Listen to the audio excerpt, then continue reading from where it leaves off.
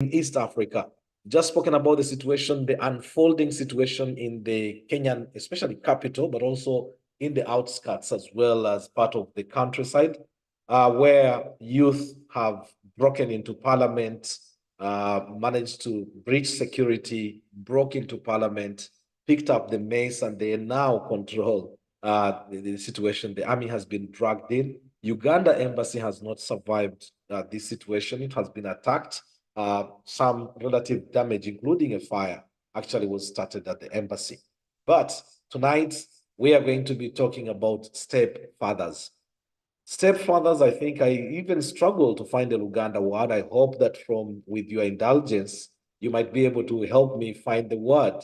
But even in Swahili, which I thought I do actually understand a lot, finding the word stepdad was a bit difficult.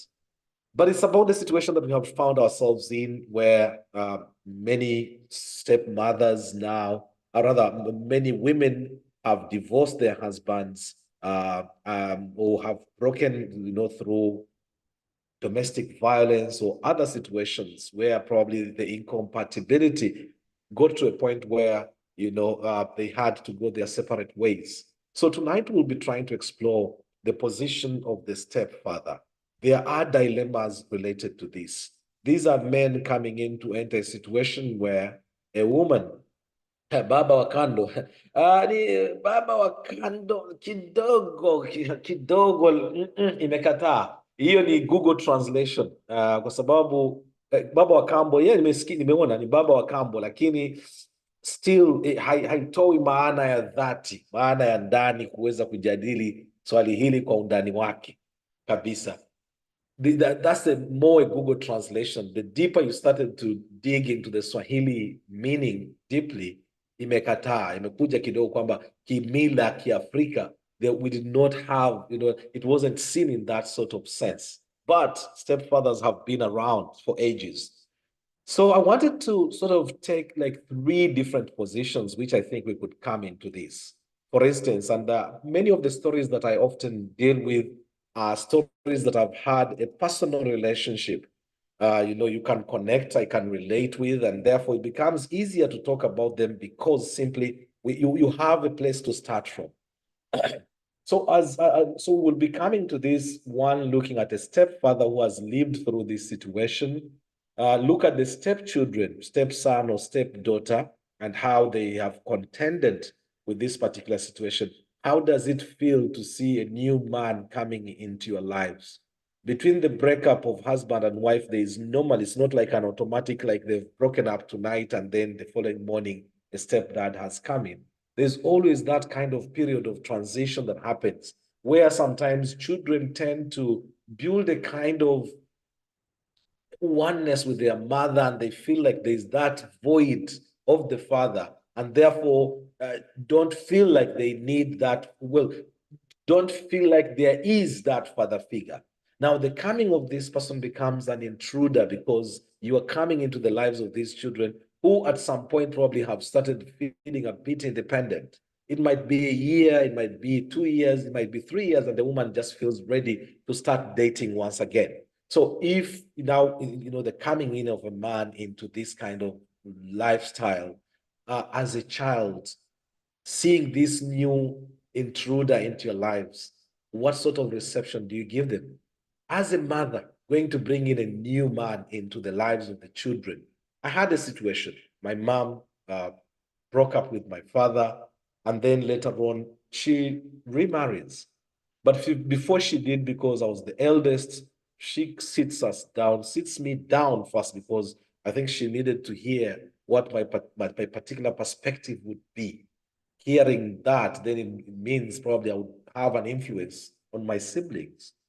Comes and talks to me about, loneliness, whatever, the need to have a person that, a person of respect. There is no way you can just sit as a HIJJA and you don't have a man.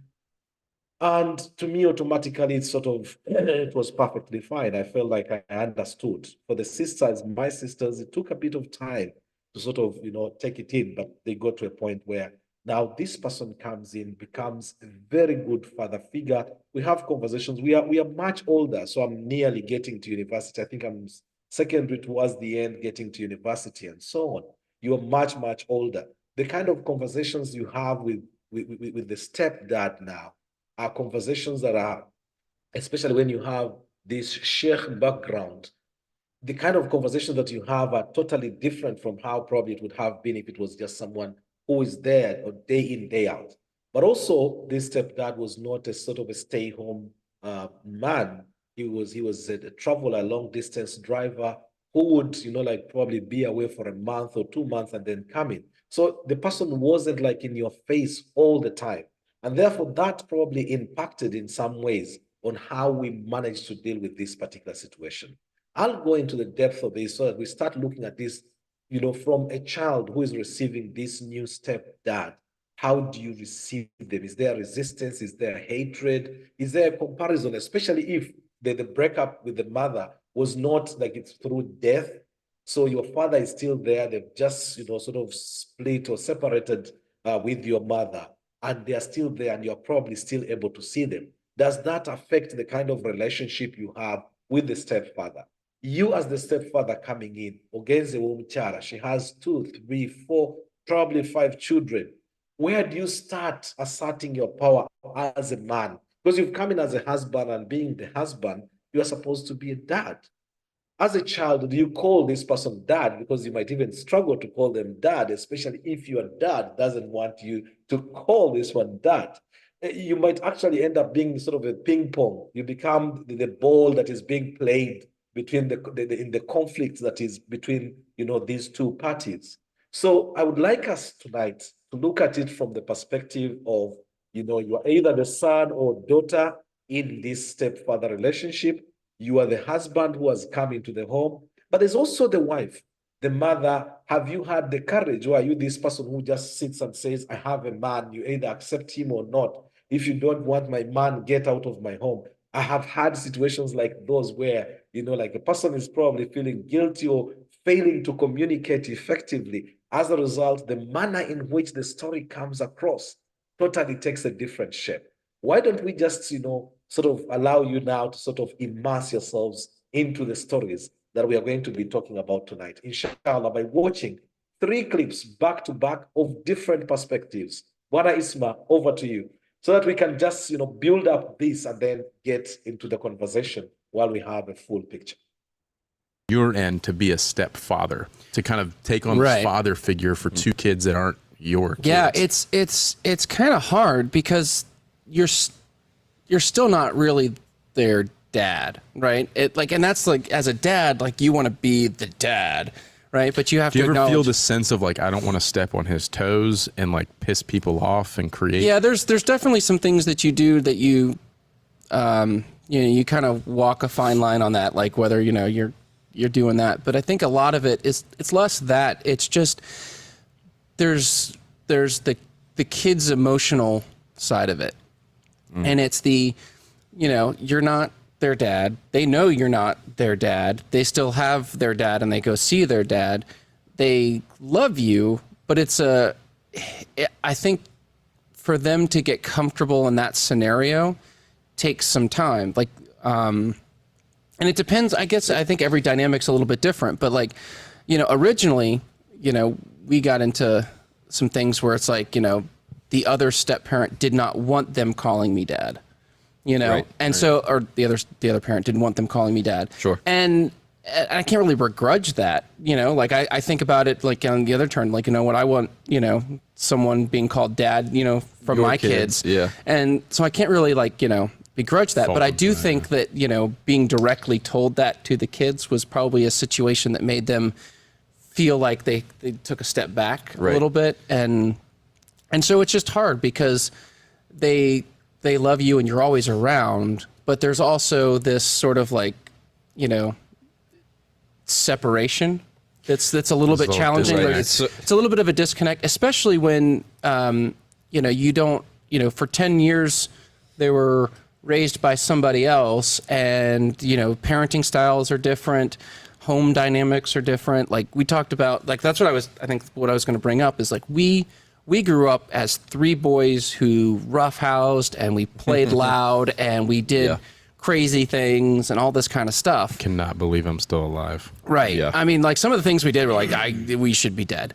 But, you know, so like, but that stuff's what kind of comes natural to me, like the loud play, the kind of the rough housing a little bit. Yeah, no one can stir up the kids in my house quite like you. Right. Jeez. It's a gift that I was given and trained well You at. have been an instigator forever. I am. It's in my DNA apparently. But, you know, and my kids get it. They they expect it. They kind of play with it. They go along with it. They think it's fun. Yeah, they're used to that. But that was a complete dynamic shift for my stepkids. It's like, you know, they're like, you know, why is he always torturing us? You know, What do you mean he's going to throw me against the couch? Right. Yeah. You know, they learn to like it eventually, you know, but not all the time, you know, but they're a little more, like my wife is a little bit more quiet and calm. And like, you know, her idea of a great time is sitting down with a good book, right, which would bore me to tears. So like when we do Nerf wars and it gets loud, you know, like she and our youngest daughter are kind of like, this is a little too much. And I need my safe space. right. Yeah.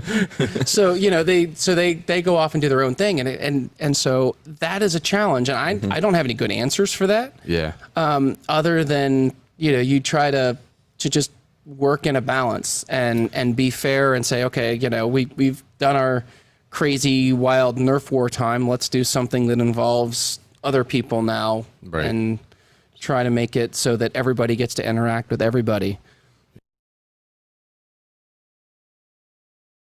Yeah, Isma, if we can have the second one just back to back, please, so that we can just get into our conversation much better. I'm sure if you've just joined us, the program is Come Let's Talk with me, Kassim Kayira.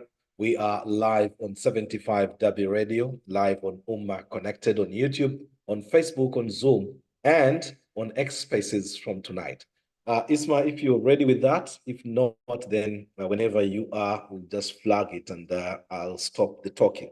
Tonight, we are talking about stepdads, and the question we are trying to ask is kind of varied questions. It's their place in the relationships. A lot of times you find that, you know, stepdads, there are times you've married a woman, you find her with children. How have you managed to bond with the children? What has been their reception of you? You know, how did you manage to become the father figure to these children? If you are, you know, the result or the person in whose life the person came in as a stepfather, how was that for you? I've spoken to a couple of people who have had like very nice experiences with stepfathers. Some have had nasty experiences where they have been abused by the stepfathers. But also in other instances, you find stepfathers struggling to find a place. Let's hear one of these other clips as well, Isma. Thank you very much. And then we'll just get cracking into the conversation. I think being a step parent is the most complicated job that there is. You know, I was constantly, when my daughter was 5 and 6 and 7 and even 8, just trying to define who I was to her. You know, she had a wonderful stepmom, a mom, a dad, and I was always Sam. And I just didn't know what my purpose was. That said, I just tried to give her love and tell her I love her, and I so enjoyed my time with her. And I think it's hard to see through the clouds of the early years of being a step-parent. One summer, just 3 years ago, my daughter's now 18, we were walking we went to the beach down in Laguna, and she and I were just kind of putting our toes in the waves and got involved with talking about her other parents. And she said, you know, I feel like, you know, maybe I haven't given you enough credit as a father, you know, having you in my life. And I said, oh, you've been great. And she said, no, I haven't. And just, I want you to know how much I appreciate that. And that was next to my son's birth, the greatest moment of my life. And you know, it's about endurance. Parenting's about endurance, but especially step parenting, you know, really trying to just be there for the kid. And, you know, eventually, if you just show love to them, it will be returned. Quite a powerful one there, I think. And Ismail, we'll just have the last one and then we can open the conversation up. It's just one of those ones that, well, you don't know what to say, but it's a very powerful one coming from a person who has sat into, actually, I think he describes it best. He says, it is a difficult job. And I didn't know, I hadn't thought about it as a job, being a stepfather. He describes it as being a job. And if you manage to do actually that job well and deliver on it, then I think that's the best place to be in. If we can have the third clip, Isma, then I think we can open our conversation. If not, if you've just joined us, just to remind you once more, we are talking about stepfathers, their position. Have you been a stepfather? Are you a stepfather? Are you likely to be a stepfather? Because there are times we don't even see ourselves walking into that kind of situation. And it's just one of those very difficult ones. One thing I didn't mention at the start of the program is that I've been away for the 1 month, and apologies for the program having sort of lost steam around that time. Network issues would be, you know, around some of the days of work and so on.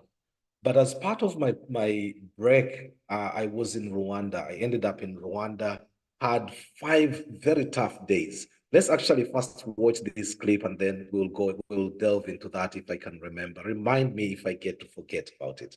Isma, let's play that, please. Know that my brothers, fathers love me and sacrifice, I would trade that for my biological father and mother to be in the house all day long. I could get a bone. Listen, A is my bonus mentor, right? He's a bonus big brother. My best friend's father is a bonus mentor, a bonus father figure. I don't need a bonus father or bonus mentor in my own household. I can have that for my father and have his friends and have my friends' fathers, the whole 9 yards. So my only point is, it's still a part in you that you wish that both your parents would grow up together. And you speaking from a position of you watching someone else, but you're not in that position. Yeah. So I have a question for you. I'm listening. Okay, so since you considered like yourself to have been surrounded with someone who is like a bonus parent,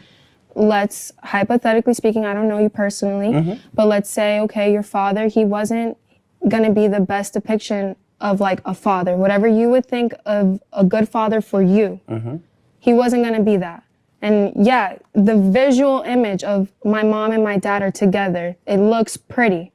But would you really like trade like your biological father, all the like habitual things that could be messy and toxic and stuff, over like this bonus person who's literally giving you pieces of themselves, like working to take care of you? But they're not your blood. Listen, every day I would trade that.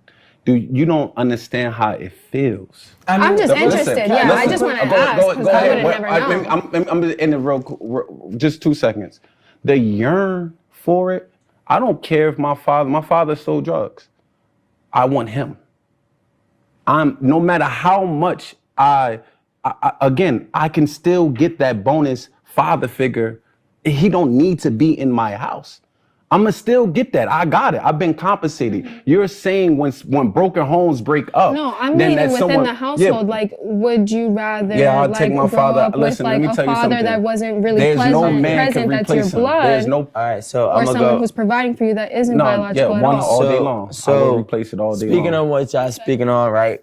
So I'm on the opposite end of the spectrum, right? I do agree, however, you should not normalize having a broken home. But if it's what's actually best, I'm always for what's best. Now, for me, right?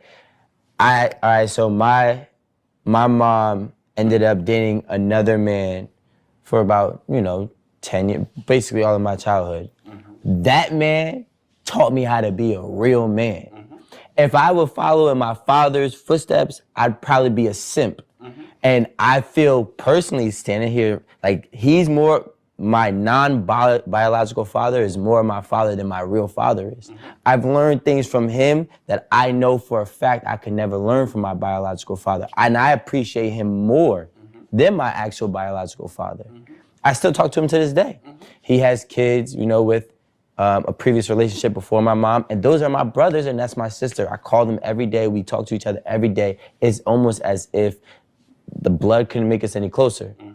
So it was just best for the situation. And that's what I'm for. You know what I'm saying? Like sometimes it is, you know what I'm saying, better. Like if it depends on everything has so many different variables that come into play. But I'm just speaking on the overall picture on what's best. To provide the kid the best opportunity. Or not even What's just healthy? a kid, forget the kid. What's healthy to for provide everybody? the house, because you got to understand that a kid is in the home. And it's not just having two parents, because you have two parents who are drinking, fighting, or not even drinking and fighting, but Or fighting in and front fighting. of each other, hitting each other. They're not happy with each other. It's hard to live happily in a place where there's no happiness. Doesn't matter if there's biological parents or it doesn't matter if it's non-biological parents. If there's not happiness in that household, the kid can't be growing up happily. It's just impossible. You're seeing things that are traumatic constantly, or you're just having a bad energy, bad aura in your house where you're spending majority of your time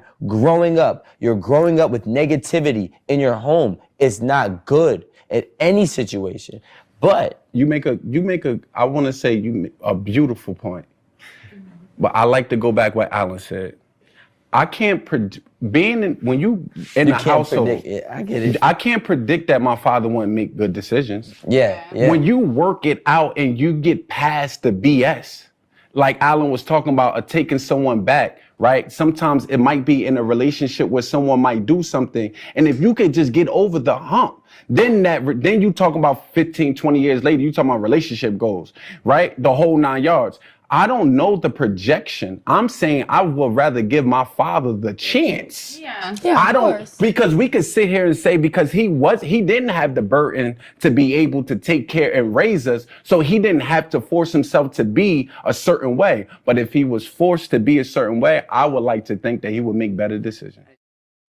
Well. If you've just joined us, welcome to Come Let's Talk with me, Kassim Kayira. We are live on 75W Radio. We are live on Umma Connected, on YouTube, on Facebook, and on Zoom. And I can see we've been joined by a couple of people actually while the clips were playing. I hope you've managed to pick up something that is going to be part of our conversation.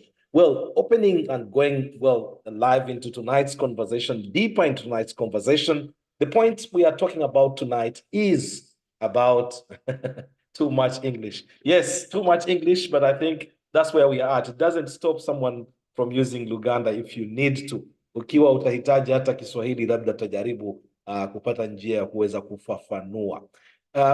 We are talking about stepfathers, and it's the histories leading up to, one being a stepfather. Are you a stepfather?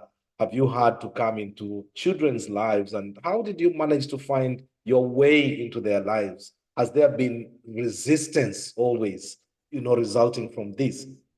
We shouldn't even be worried about the reasons as to why people end up being stepfathers, because, people are breaking up left, right, and center. Holding homes right now is like holding a hot coal in your hands. People have broken up for different reasons, the different reasons. But now we are talking about a situation where you've ended up, having either to become now the stepfather, or you are actually the recipient of a stepfather. In other words, a stepfather has come into your life. You are the mother who is bringing in the stepfather to the children. Did you get an opportunity to sit down the children and talk to them, speak to them and say, my children, this is the situation? I know that's a conversation I had with my mom, who came, sat me down and sort of talked us through that. There are many children who might not want their parents, for example, to get remarried in case they have broken up or divorced. And some children actually come in and say, Mama wafetumuwa buli kintu kyonna. And that is, once someone mentions that or uses that statement, suddenly you see the ignorance that is fully in there. There's that companionship. You cannot provide that. Money cannot provide that. Your presence in the house does not provide that. There are those essential needs that a woman will need, and they can only be provided by a person of the opposite sex. And if it is a person who is religiously cautious, they would not want to go down the route. And Ismail Kassim, very happy to see your message there. I'll be coming to you straight. Probably you can open us into this conversation. You are coming into someone's life and you're opening. So as a mother now, do you prepare the children? Have you created a situation? Is it a man who, you've seen, but now you are a religiously conscious person. You can't start bringing a man in the house when you have not been, joined through nikah or so on. But have you done a trial run where this person comes as a visitor home? You start psychologically preparing the kids to the point that by the time you mention, I'm getting married, I'm bringing this man as your new father, in quotes, the children have been prepared. Or are you one of those who are just dictatorial and therefore you're just going to grab or kwateta uleto omusajja omuyingize mu nyumba ono yebaze bamwagala bate mwagala atamwagala afulume? There are women who are like that toughy talking ones. As a child, once this person comes in the home, what is the kind of reception? Are you the person that sits back and first says, and then probably you build a rapport? Have you had a very good experience? I had a very good experience, and may Allah subhanahu wa ta'ala bless and grant Jannah to the man who came into our lives as a stepdad, because he was, he was a sign of a perfection. He didn't take my father's place, but when he was there, he was a person that I could sit and comfortably talk, tell things that I could not even tell my dad, because my dad was a tough person and therefore probably wouldn't open up in that level of, of freedom. So it remained that this was the one person that I could find comfort in being able to speak to in ways that I would not be able to speak to my dad. And he didn't take my dad's place, but he was always there. And, I found comfort in that. Are you coming from that sort of background? I would like to hear a story, because this program's power, its force lies in its ability to dig into these personal experiences. It's not like you're sort of putting yourself out there. No, these are the realities that we live through. Have you failed as a stepdad? You tried to make friendship and simply didn't work. The children did not respond to you. It just didn't work. Are you a person who is dating someone right now? You are just about to go to the next level and you hadn't thought about the stepfatherhood. Probably the reality is that this lady has 2-3 kids that you're going to have to sit in the same house when you become the husband. Do you know what you are putting yourself through as you become a stepfather? As a mother deciding to bring a man into your life, you are looking at your emotional, your personal, your compassionate aspects. Have you thought about how this is going to go down with the children? These are the conversations that I would like us to have tonight. Ismail Kassim, you raised something, and I think I'd rather come to you straight. You are in the United States of America. Welcome to the conversation.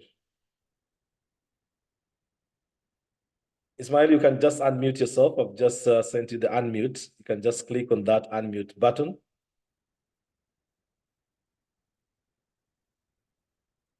Ismail, I'm asking you to unmute if you can hear me. If you can just go ahead and unmute, please.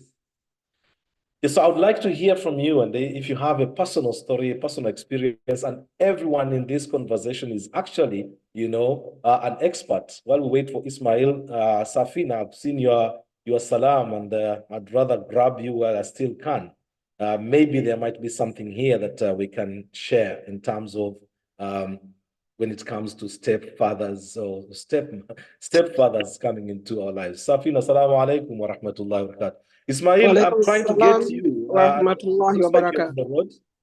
Or in a short while after a little walk. Okay, yeah, it's Ismail, that is fine. When you're free, please just let me know and then we'll come to you. Now to Safina. Yes, Safina, Eid Mubarak, belatedly. Yes. Interesting topic. No.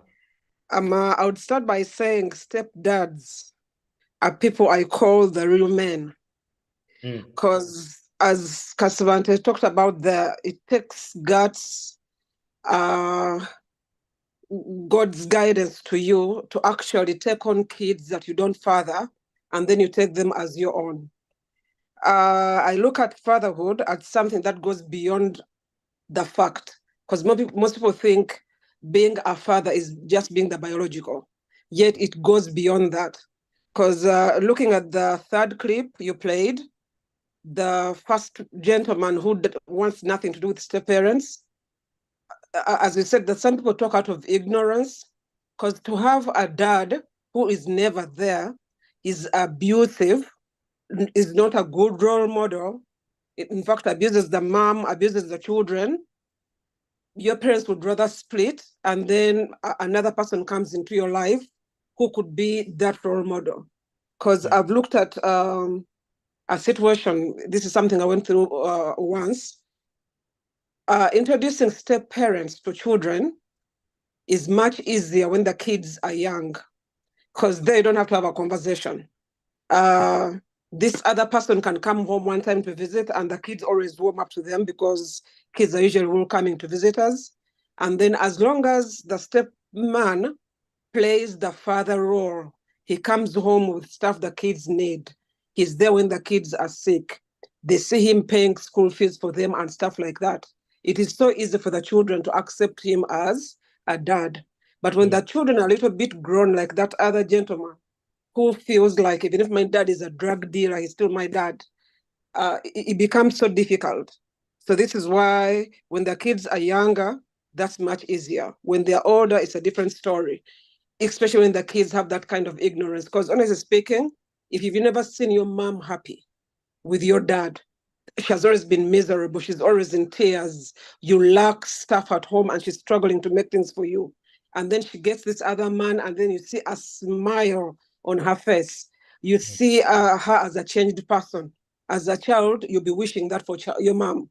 So that might be. But on the other hand, Safina, sometimes you can actually feel jealous that your dad did not provide this, and this stranger is suddenly coming and giving the comfort.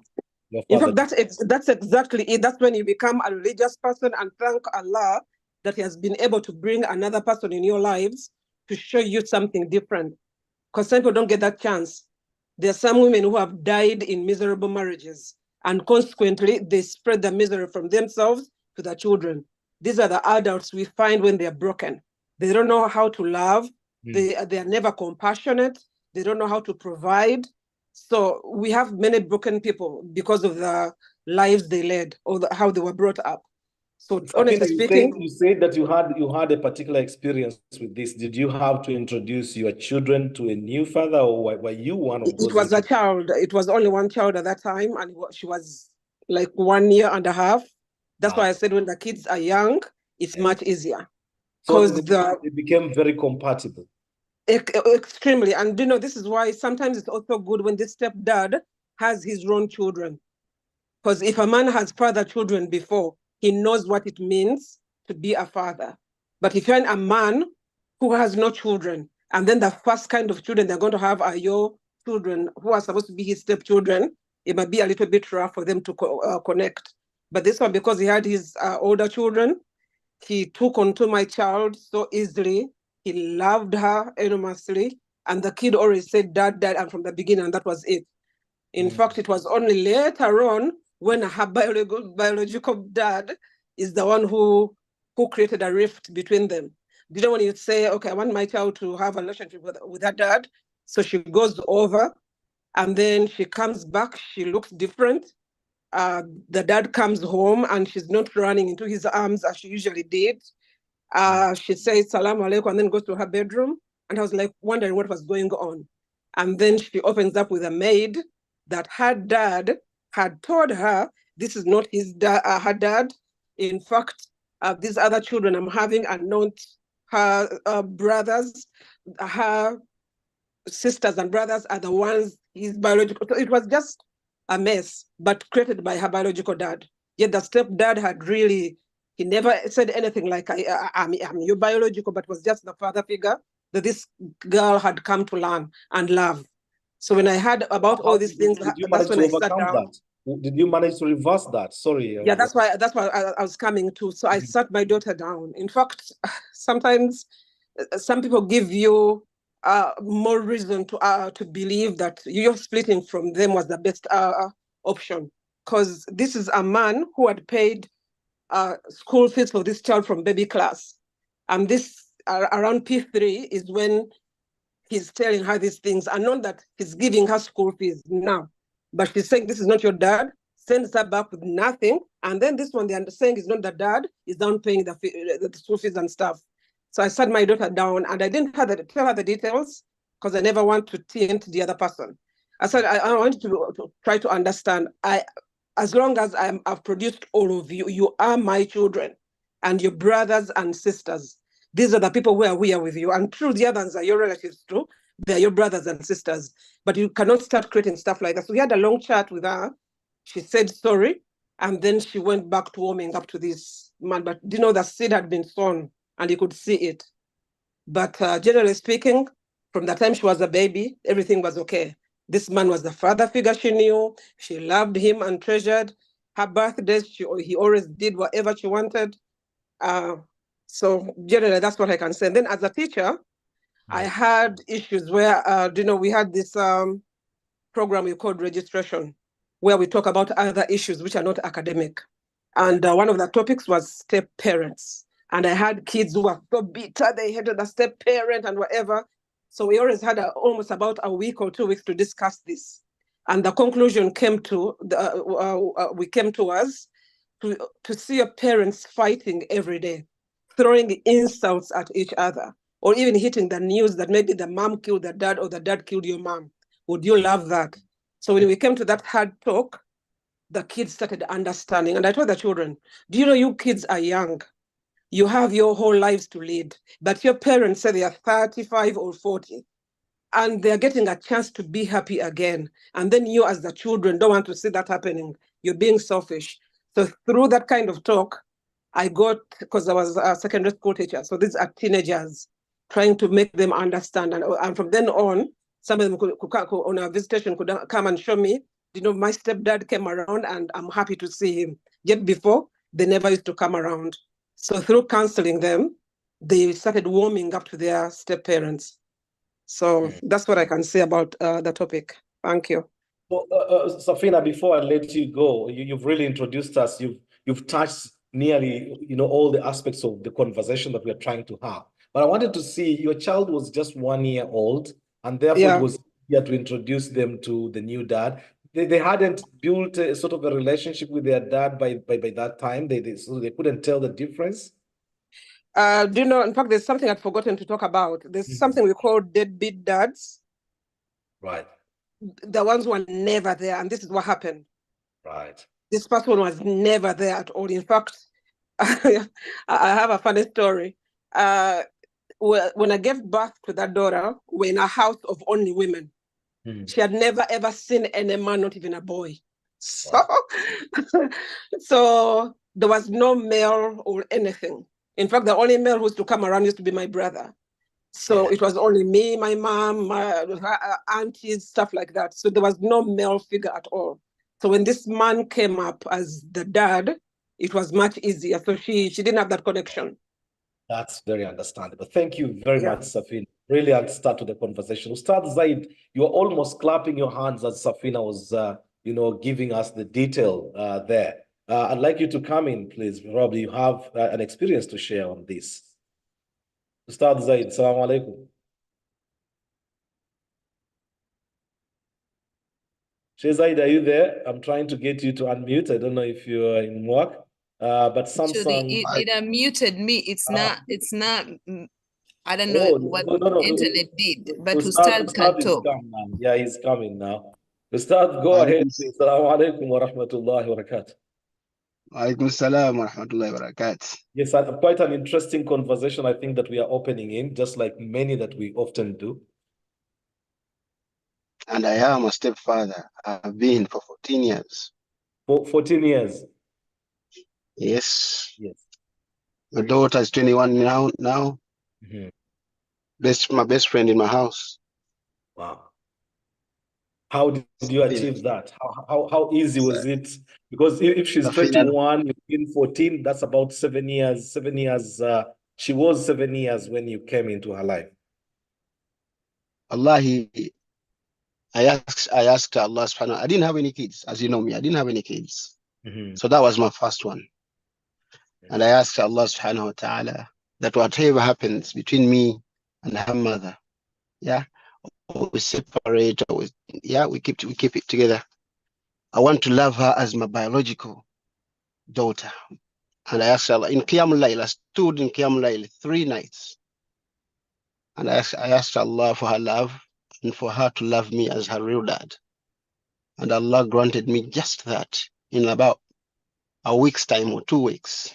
She was following me. When I went to toilet, she stayed on the door, you know, whenever she was following me, you know.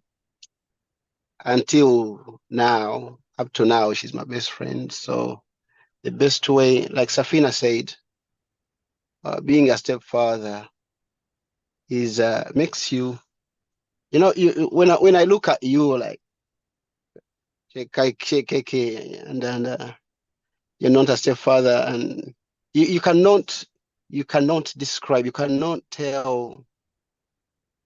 You just it's like someone who studied HIJJA, but they never been for HIJJA. They've never went to Mecca. Yes. Yeah. Yes. So it's totally a different ball game. I don't know what's harder. Who is harder? Is it the stepdaughter or the stepson, or the mother herself? You understand? Because I think the mothers tend to be, I think they create that atmosphere that can distance you away from their children, or your stepson or daughter. But we as men, we want to say it. Allah about what day to expand your love, to become more generous, to more loving. Yeah, because you look at this child,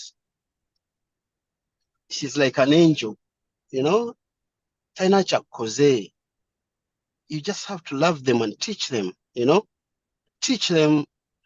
One thing that hurts me, you know, and it will always hurt me. She failed to call me dad. She calls me uncle.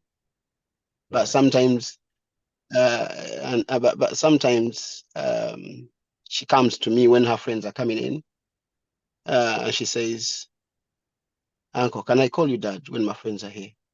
Oh. And that hurts. That hurts a lot.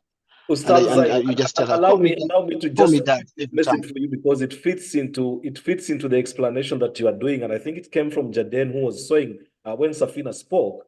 He says, sorry, with the greatest respect, irrespective of the context.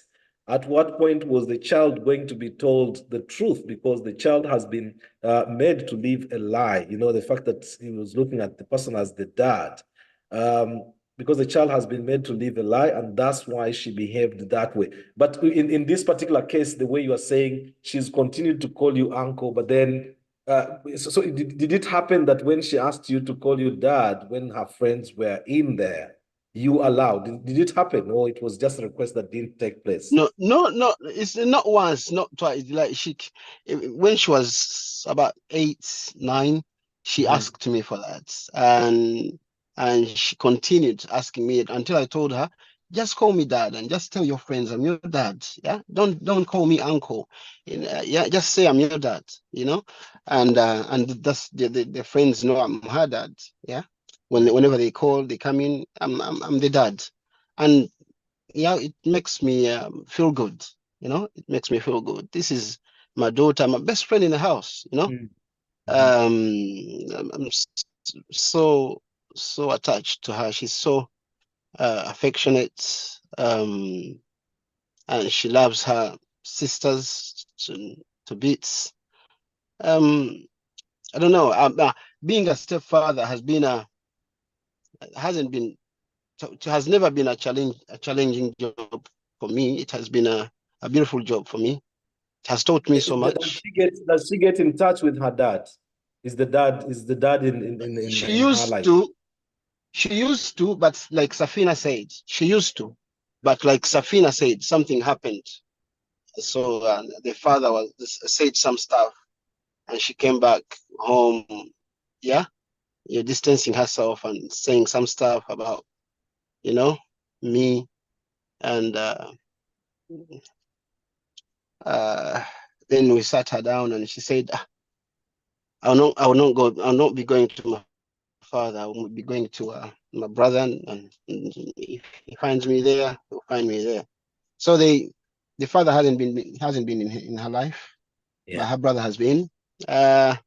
Maybe he calls her sometimes, but she's grown up now. But listen to this, KK. She called me. Her Somalian friend was getting married, and she called me. She was on the wedding, and she called me. She said, "Uncle," I said, "Yes, please. When I'm getting married, can you stand in as my father? I want you to give me away." You know, it made me shed tears. You know, and I told her, I of course I can, but I have to ask for permission. Yeah, your dad has to give me permission for me to stand in. She said, I will ask him for you to stand in as my father. That she made me so proud that day. And like I told you, she's my best friend. She turns to me for everything. She when her mom does anything wrong, she tells me, you know, I don't like what my mom is doing. And then, you know, I'm her mentor. Yeah, I'm her mentor. One day she said to her mom, I don't know what happened between them, and she said to her mom, she was about 9 years old, and she said to her mom, "Mommy, just be careful with uncle. He speaks to Allah. So if you be careful, he speaks to Allah." And the mom told me, well, why did she say that? I just said, I don't know. Maybe she sees me praying too much. I'm Laila and all that. But it has been a beautiful journey. Someone who hasn't been there, someone who is not a stepfather, like you, KK, you will never know. You will never know. But I've been a the stepson. kids don't have a problem. Stepson, Shezai. And that's how I came into the conversation. I was brought up partly by a stepfather, in which case then I was sort of the person that was comforting to the stepfather, if anything. And that's the side that I come into the conversation. But like you say, I haven't been a stepdad, and therefore I don't know. I wouldn't know. KK, I don't want us to look at just these kids. Yeah. I want us to look at the parents as well. Yeah, because they determined the relationship between the stepfather and the children. You know, they might, if the mother is not good, it is not good to you, it might affect the relationship between you and the stepson or the stepdaughter. Yes. So we have to talk about that as well. All right, Shezai, I'll leave you to it. I can feel the emotions pouring in there, but fantastic. I mean, it's really taken us to a place that I think we would want to be in terms of the conversation. In a situation where, have you been a mother that has had to introduce relatively older children to a new stepdad, and how well did that go? How difficult was that? There are women probably out there, many women who are single mothers now, who would probably want to get married, but then they find it difficult because they don't know how to break that barrier, getting to their children in terms of, how that would play out. As a result, you end up being, limited and sort of fixed, or rather put in a difficult situation simply because, well, one, you are unable to face up to this particular reality, and two, probably you are not yet ready, to face the children, leave alone the other side to that. Fantastic conversation so far. If you've just joined us, the program is Come Let's Talk with me, Kassim Kayira. We are talking about stepfathers. We are talking about their place. We are talking about the manner in which they come in. If a person comes in and becomes the disciplinarian, you saw from the clip, those who are already on the show, in the clip where this young man talks about the fact that what he has become was really the result of what this stepdad actually put into him, made him into the kind of man that he is turned out to be. Without that father figure, probably the situation could have been quite different. Just to say that in this program, if you feel like you would rather express yourself Muruganda or even hata Kiswahili, please feel free. It is part of the conversation. It's what really gets us talking. Getting into a situation of being a stepfather, not the easiest of jobs. Safina put it best, it takes courage. And like Zaid has shown, I think for 14 years, he's been in a daughter's life, a daughter who still calls him uncle. That hurts, but at least to an extent, that still shows it hasn't affected the kind of relationship that they do have. Haji Kassim Narumo, so I see you there, but like to indulge here, probably your own personal experience. If you've been around for quite some time, so probably this is a situation that might be familiar to you. Haji Narumo, so assalamu alaikum wa rahmatullahi wa barakatuh, and thanks for joining the conversation. Hello, Haji Narumo, so are you there? Right, trying to get you to come on. It looks like, can I share my experience as a stepdaughter? Oh, please, Ratisha, go ahead, please. Let me get to you. Ratisha, go ahead. Let me just find you and unmute you. If you can get to her before I do, please help unmute her so that we can get to hear from her. Ratisha, are you there? Are you on now? Hello, Ratisha. Yeah, assalamu alaikum wa rahmatullahi wa barakatuh. Welcome to the conversation. How are you today? Alhamdulillah, I'm doing good. I feel excited. Yes. Why are you so excited? Because the topic is interesting and I've been raised by a stepdad. Yeah. So I just felt like sharing my experience. Right. No, that would be fun. That's what we exactly want. When did this stepdad come into your life? How old were you? I think I was 6. 6. Mm-hmm. Yeah, I think I was in primary 1 by that time. So I didn't know what happened between my mom and dad and my biological dad. So I came to know the story that made them break when I grew up. Mm-hmm. But I remember before my mom was working in someone's farm just to get food for us because she had already separated with my dad. My mom broke up with my dad. I think I was like 6 months old. Mm-hmm. Yeah, so I was young, and she had 3 kids, me and my sister and another brother. So we are 3 in our biological dad. Yes. So working in someone's farm, she got a place to work as a maid, and she was just looking for food to feed us. By then, our grandfather was very old, he couldn't do anything. So when she started working in that family, it was a big family. And there were a lot of people. So one of the workers in that family, I think that is the process where my mom fell in love with with my dad now. Mm-hmm. So we used to call him uncle by then.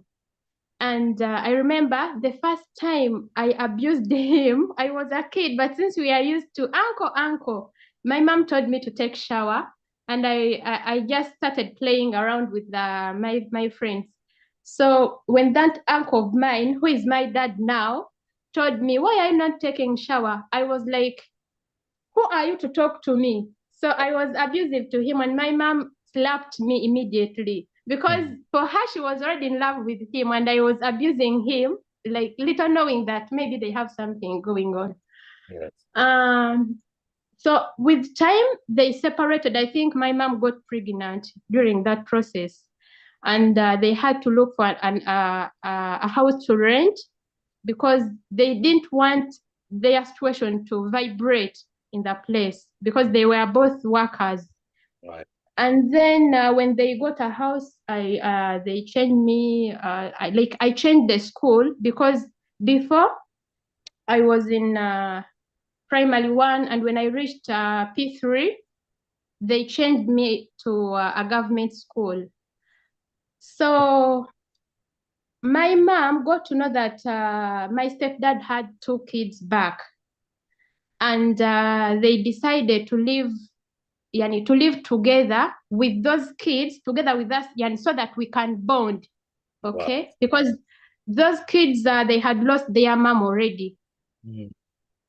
So my stepdad brought those kids and they started living together with us. And I've never had any day, or I've never seen any day my mom mistreating those kids.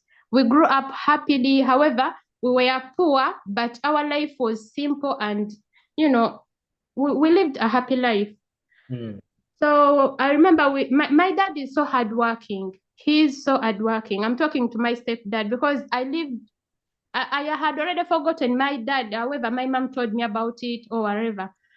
So we used to dig in other people's farm just to get money, like okupakasaye mu nnimiro z'abantu to get food. Yeah, sometimes we could rent farms just to plant food for ourselves. And I remember one day there was a farm that we got, and we spent the whole day in the farm just digging and planting beans. So we just go with our saucepans. So after like midday, we could cook in the farm, eat, and then resume with farming. How easy was it for you now? I can see, because I mean, you met your stepdad. Now you call him dad. You met him when you are very young, and therefore probably it was easy. Remember, you abused him before. How easy was it now to transfer and transform from the person you looked at as uncle to now look at him as daddy? Actually, it took me until now. I don't call him dad. Seriously, I'm used to that uncle part. If maybe I call him dad, I just call him by his son's name, and he's okay with it, because I think disrespecting him was by when I was just a kid. Maybe I didn't know what I'm doing, but since then I've never disrespected him in any way or another, because he has been a great dad to me. He has been a great dad to me. Like, I don't have any bad experience about him. That's why I came to think that being a stepdad requires love, not the DNA. That's what I've come to know. If you had a message to a young person in whose life now a stepdad is just about to come, what message would you give to that young person, that child, to whom now a new stepdad is coming? The only message I can give is respect. If maybe they are mature enough to understand, respect and obeying everything, because life is challenging. You never know, because the way you behave to that kind of person who come in your life matters. How they will treat you, that's what I know. So once you behave in a good way, that person will be more close to you. He will be more than a mere parent. That's what I think. All right. Because thank you so much, for sharing your story. And if you've just joined us, the program is Come Let's Talk with me, Kassim Kayira. We are live on 75 W Radio, live on Uma Connected. And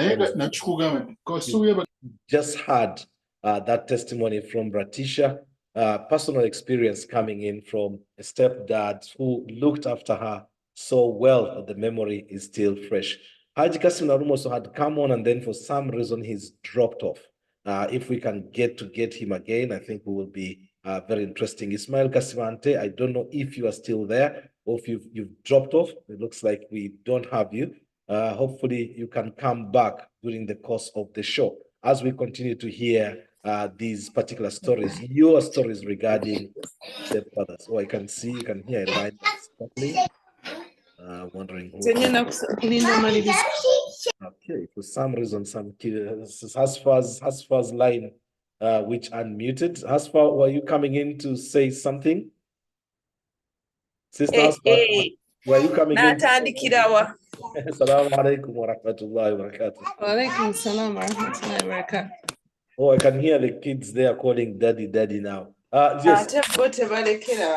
Did you have a situation where you had to introduce your children to a stepdad? Yes. Go ahead, fire on. How easy was it? What sort of preparation did you do? It is tough. Shay, I'll tell you, it is tough. Mm-hmm. It was tough. Like Sister Safina said, the older they are, the harder it is. When they're young, transition can be easy. But once they get older, it gets really hard. And one of the toughest things was there was a transition of almost maybe 3 or 4 years of just being with the girls. There was 2. So there was an attachment to mommy. You get up, you go, everything is an attachment to mommy. Mommy, can you do this? Mommy, can you do this? There was a huge attachment. And I had moved away from where I was in my previous, I was far from where their father was. That's a different story, but there was a huge attachment. So when you're bringing in somebody else into the picture, that is taking mommy away. That is having to bring almost an intruder in the house. Absolutely. Yeah. So there was never, I mean, I had friends, but I was never brought in anybody like to say, okay, maybe they come, they visit, maybe we're dating. I never did that. But when I finally decided to get married, they're like, this is weird. But we always see him. Why? And then it took a while because they were older. They were like 11, 12, no, 10, 11. So there's a competition for mommy's love. Then no took her in a situation whereby you almost have to divide your attention between your new husband, Navana, and at the same time, there are certain things that come into play. For instance, discipline. Mm-hmm. How you discipline Avana. Yes. Now they're raised here. There's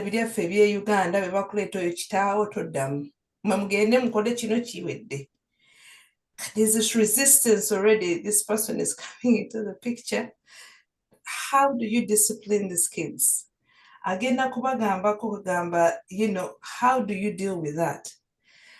Then Nemwita transition, and then at the same time as a mother, you go through this transition whereby what we decided what my husband was, he's very calm and his approach is different.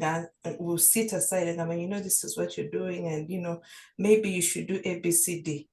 Then the mom mode kicks in. Then and then you almost become defensive. Maybe then you're like, okay, maybe I guess maybe he thinks I'm not good enough of a mother. Neracha, you get a what? You know, you go through all these processes.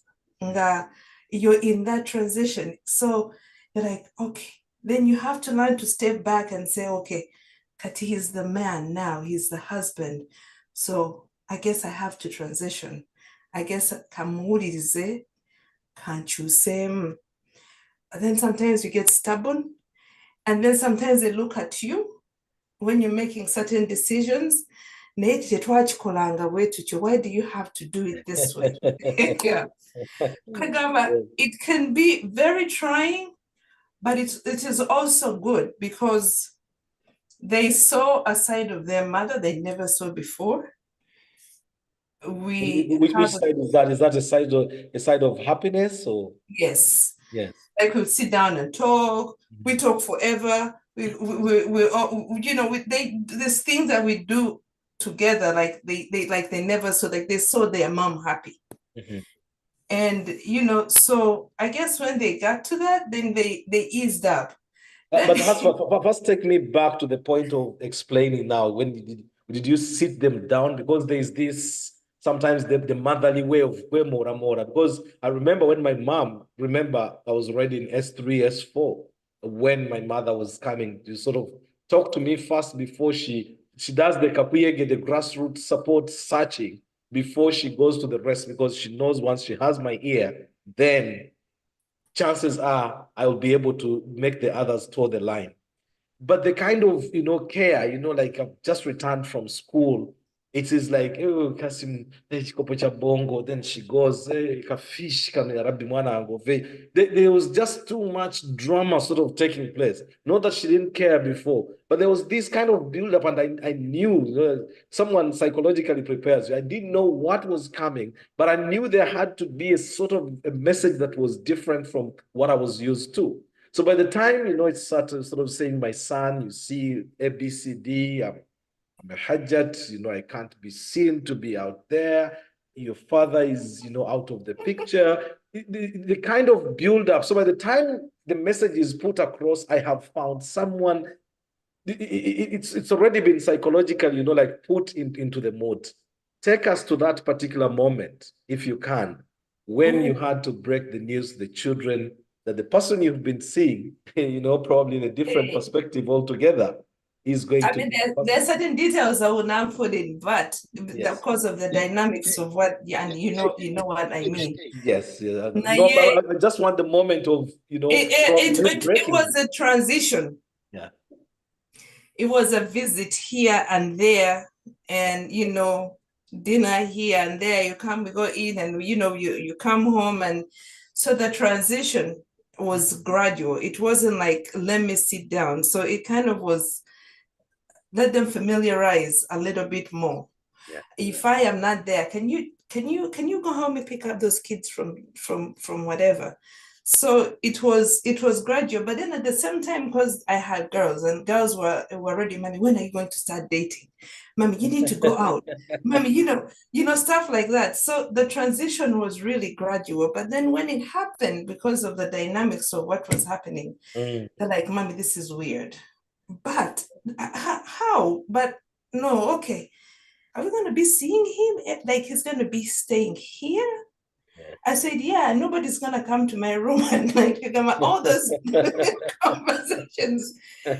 You bring them in, and they're not easy of what they get. But then it was a gradual process. Yes. And then it takes time. And then the part of calling him dad. Yeah. That is been a struggle, because now there's other kids involved. Yeah. And now, even if there's other kids involved, there's Uganda, we grow up and it's like tata, that's it. Now, yeah, I don't know what happens. You try, and then they'll say, oh, so's dad, But they'll sit down and they'll talk, and they don't have any problem. But it is that for them to say that part, it is like jumping. My oldest, when she was graduating high school, she made a speech and she said, we made a plot to maybe within a year we chase you away. But looks like you're going nowhere. Yes. It looks like you had come to stay. So then we kind of got used to it, because we had to give you a hard time to see to make sure that you go. Because we could still watch it in the movies, but we said, maybe if we do this and we make it hard for him, he's gonna go. But you stayed and you're still here. And they're really, really appreciative of him. Right. Kwegamba, as a mother, when you have a husband, sometimes there's always, not always, you almost have to break yourself into two people. Yeah. Ovede mama to these children, and then you have to go back to your husband. Baba, you get there, you be your wife, and then there are certain dynamics where you have to say, kakati chino tugenda kuchikola tutya.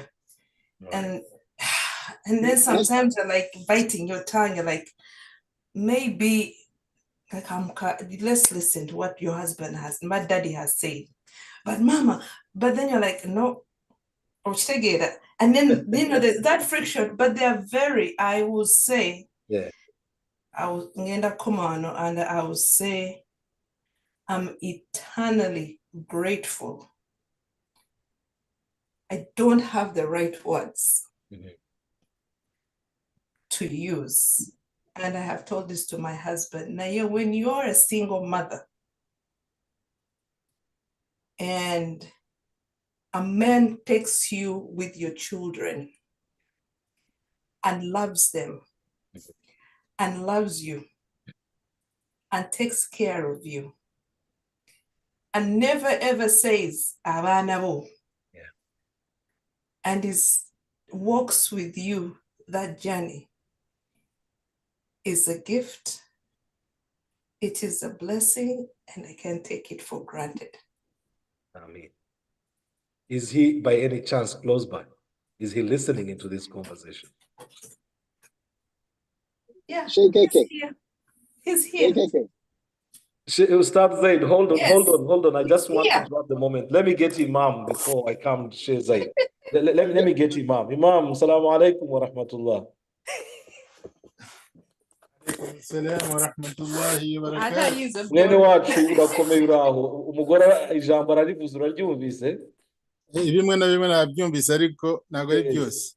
Okay, well, I'll just pick up on one point so that I don't. Well, she's eternally grateful. I think that was a very, very strong word. It's rare to hear Hasfa sort of cracking, but I could hear the tears, and I even felt my own tears nearly coming down.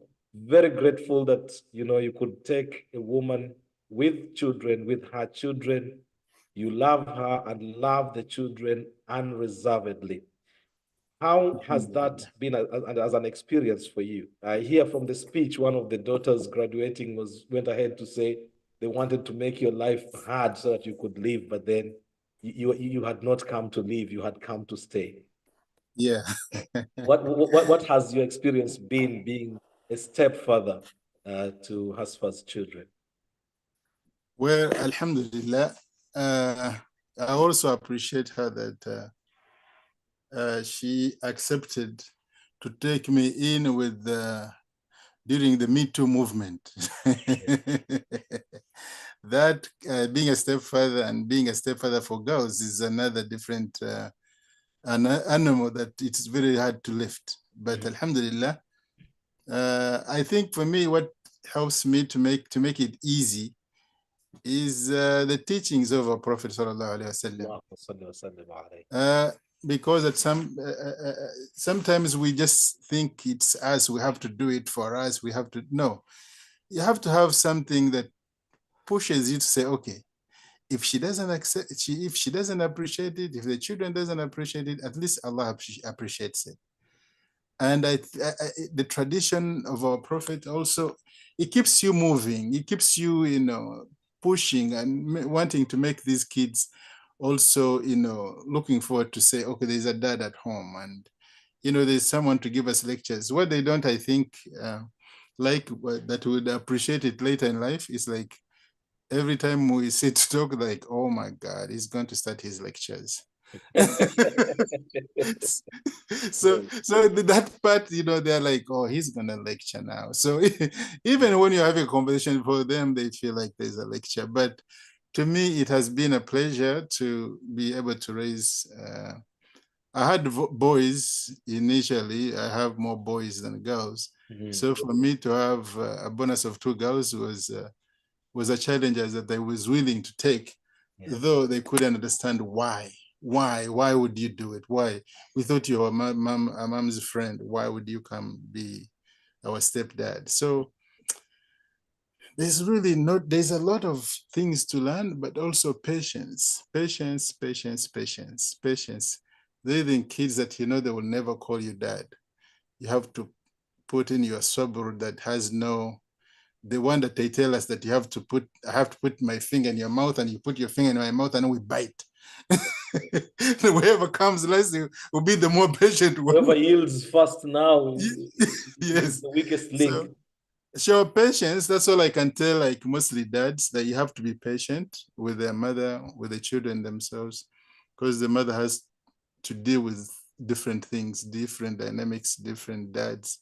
So you have to be patient. That's all I can say. I just bumped into you, and I thank you very much for taking on the challenge. I think Hasfa's words were absolutely powerful. I think they are the takeaway words for tonight. If you didn't hear them well, please play back the program, because I can't repeat them. It wouldn't have the same weight. And even if she was to repeat them, they wouldn't feel the same way. It was very emotional hearing her, sort of the way she had measured her words. They were really like of equal measure. It was like a surveyor at work. And I wouldn't repeat those words. If you didn't get a chance to hear them, please listen back to the show and you'll be able to hear those words. But they were very powerful words. Words I think that, you know, we take away tonight. Thank you very much, Imam. Assalamu alaikum for your time. Ustad, I'll bring you back because I think you had something burning while your sister was speaking there. Ustad Zaid, are you there? A question to my sister. On the left. Do they ever trust? Yeah. Can you hear me now? Yes, yeah, I can hear you. You sounded like you're on loudspeaker, but we can hear you now. Go ahead. A question to my sister. Yes, she's here. Do they really trust us? Because the problem I got, I didn't have kids like my mko, yeah. My daughter, my stepdaughter was my first one. So the problem I got, she never trusted my decisions because I didn't have kids. Oh, the mother, the mother, yeah. She always told me, because you don't have kids, you don't know. Because you don't have kids, you don't know. And that hurt me so much. Yeah, that God. Because I loved her so much, and the decisions I made were like, this is my biological daughter, my first daughter. And she never trusted my decisions. So unlike my Moko who had kids, so my sister could trust his decisions. Like Safina said, especially those that don't have kids and the stepdaughter or the stepson is the first one.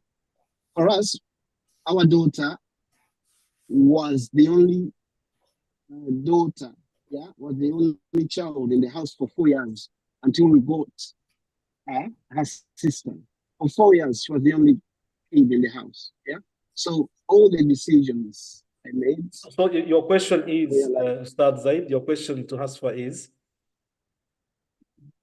Do they really trust, does she trust Moko in making decisions for her daughters, for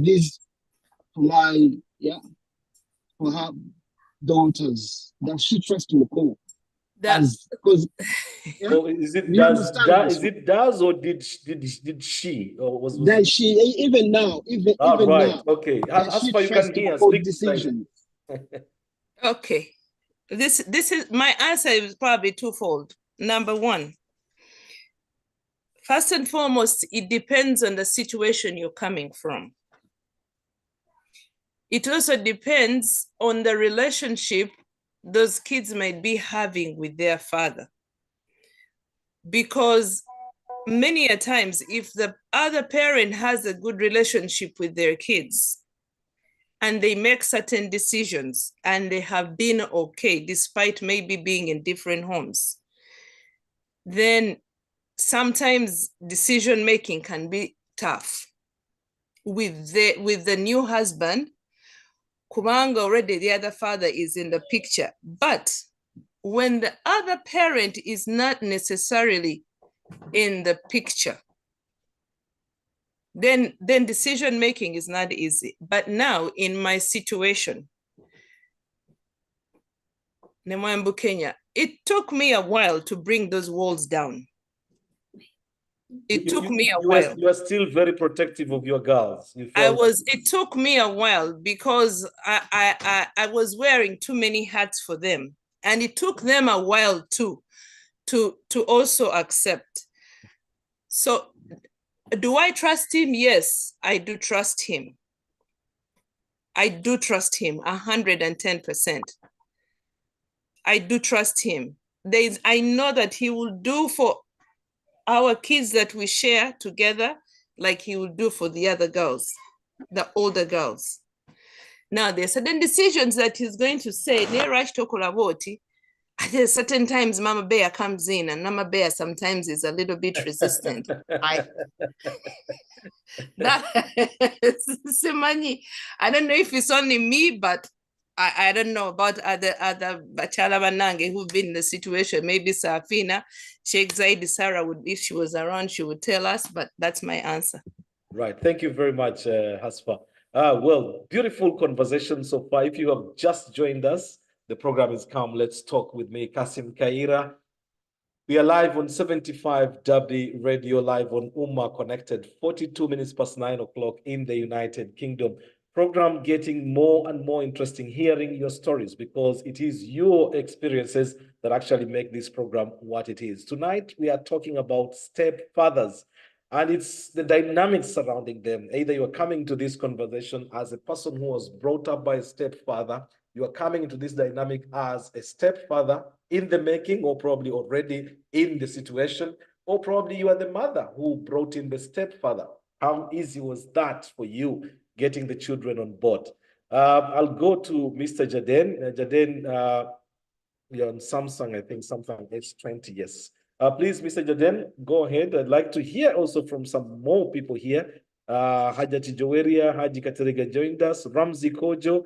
I'll be coming to you to hear your experiences. Like, this program thrives on these particular experiences. Like Ratisha was saying, my mom is my heart, but my stepdad was my role model, the hardest working man I ever knew. May Allah bless all good and caring step parents around the world. Yes, over to you now. Assalamu alaikum wa rahmatullahi wa barakatuh. Wa alaikum salam wa rahmatullahi wa barakatuh. Jaden, how are you? Eid Mubarak, belatedly. Eid Mubarak, belatedly. You kept dodging me in Uganda, understandably. I've been eating the meat on your behalf. Yes, stepfathers. Yes, very, very interesting. But I'll come from a point of the so many assumptions that people make when they find themselves into those situations. But before I come to that, when you posted this topic, it reminded me of a cartoon I saw maybe a couple of years back. This guy had come to visit his girlfriend, who will say is the husband, but the wife had a child who was unruly. Now, this is my interpretation of that cartoon. Now, as this guy was seated in the staff room watching television, this child was standing on his shoulders, jumping up and down. That was the impression that I was getting. And he had the remote control in his hands. Now, the mother comes in from the kitchen, or the cartoonist captures the mother coming in from the kitchen and telling the child, telling the boyfriend, who happened not to be the child's father, that if you remove the remote control from the child, or if you ask him to come down from your shoulders, he's going to start crying. So this poor man had no choice but to sit watching whatever the child was watching on the TV, while the child was jumping up and down, obviously making his white shirt dirty. But because of the love that he had for the mother, assumingly, he didn't do anything. So that's the kind of assumption that we are coming from, or this topic is being discussed. Now, when a man walks into a home and he becomes, or he bonds with the child, however much he bonds with that child, he's not going to take away the fact that that child has got a biological dad, and that child has the right to know their biological dad. And to keep that fact away from the child, however bad the dad was, you heard from your second clip, or was it the the third clip where that gentleman was saying his dad may have sold drugs, but he will have him there at all costs. Yes.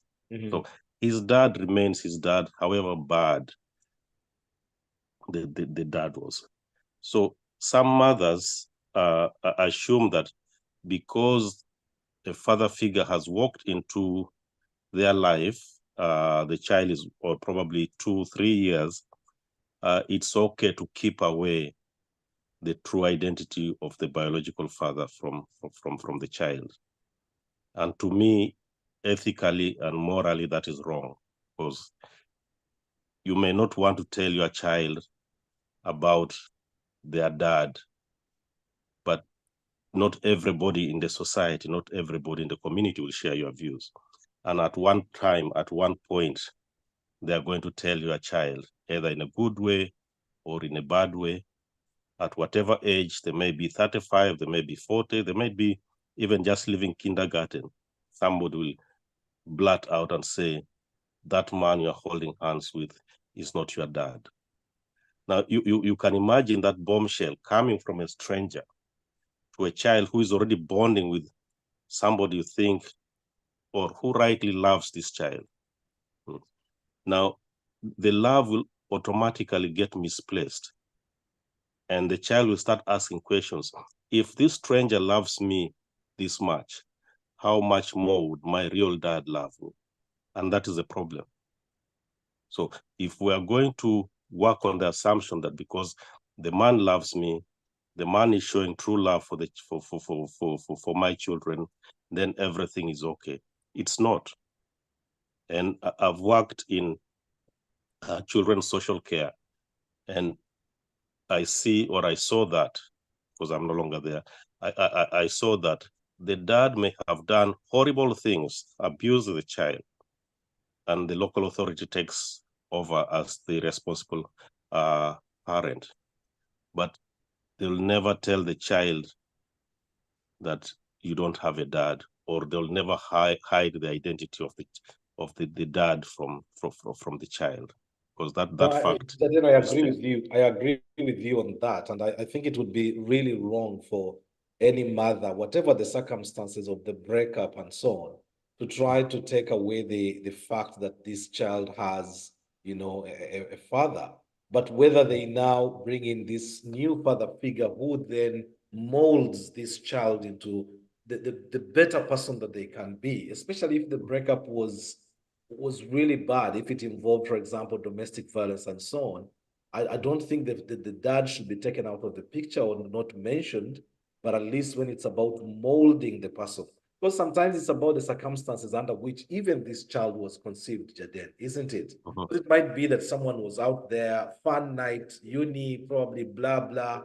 One thing leads to another, and then a child is born. And the circumstances are such that this is not a person that is a role model that you would want your child sort of grow up with, but they are the father, and therefore they'll maintain the father's side.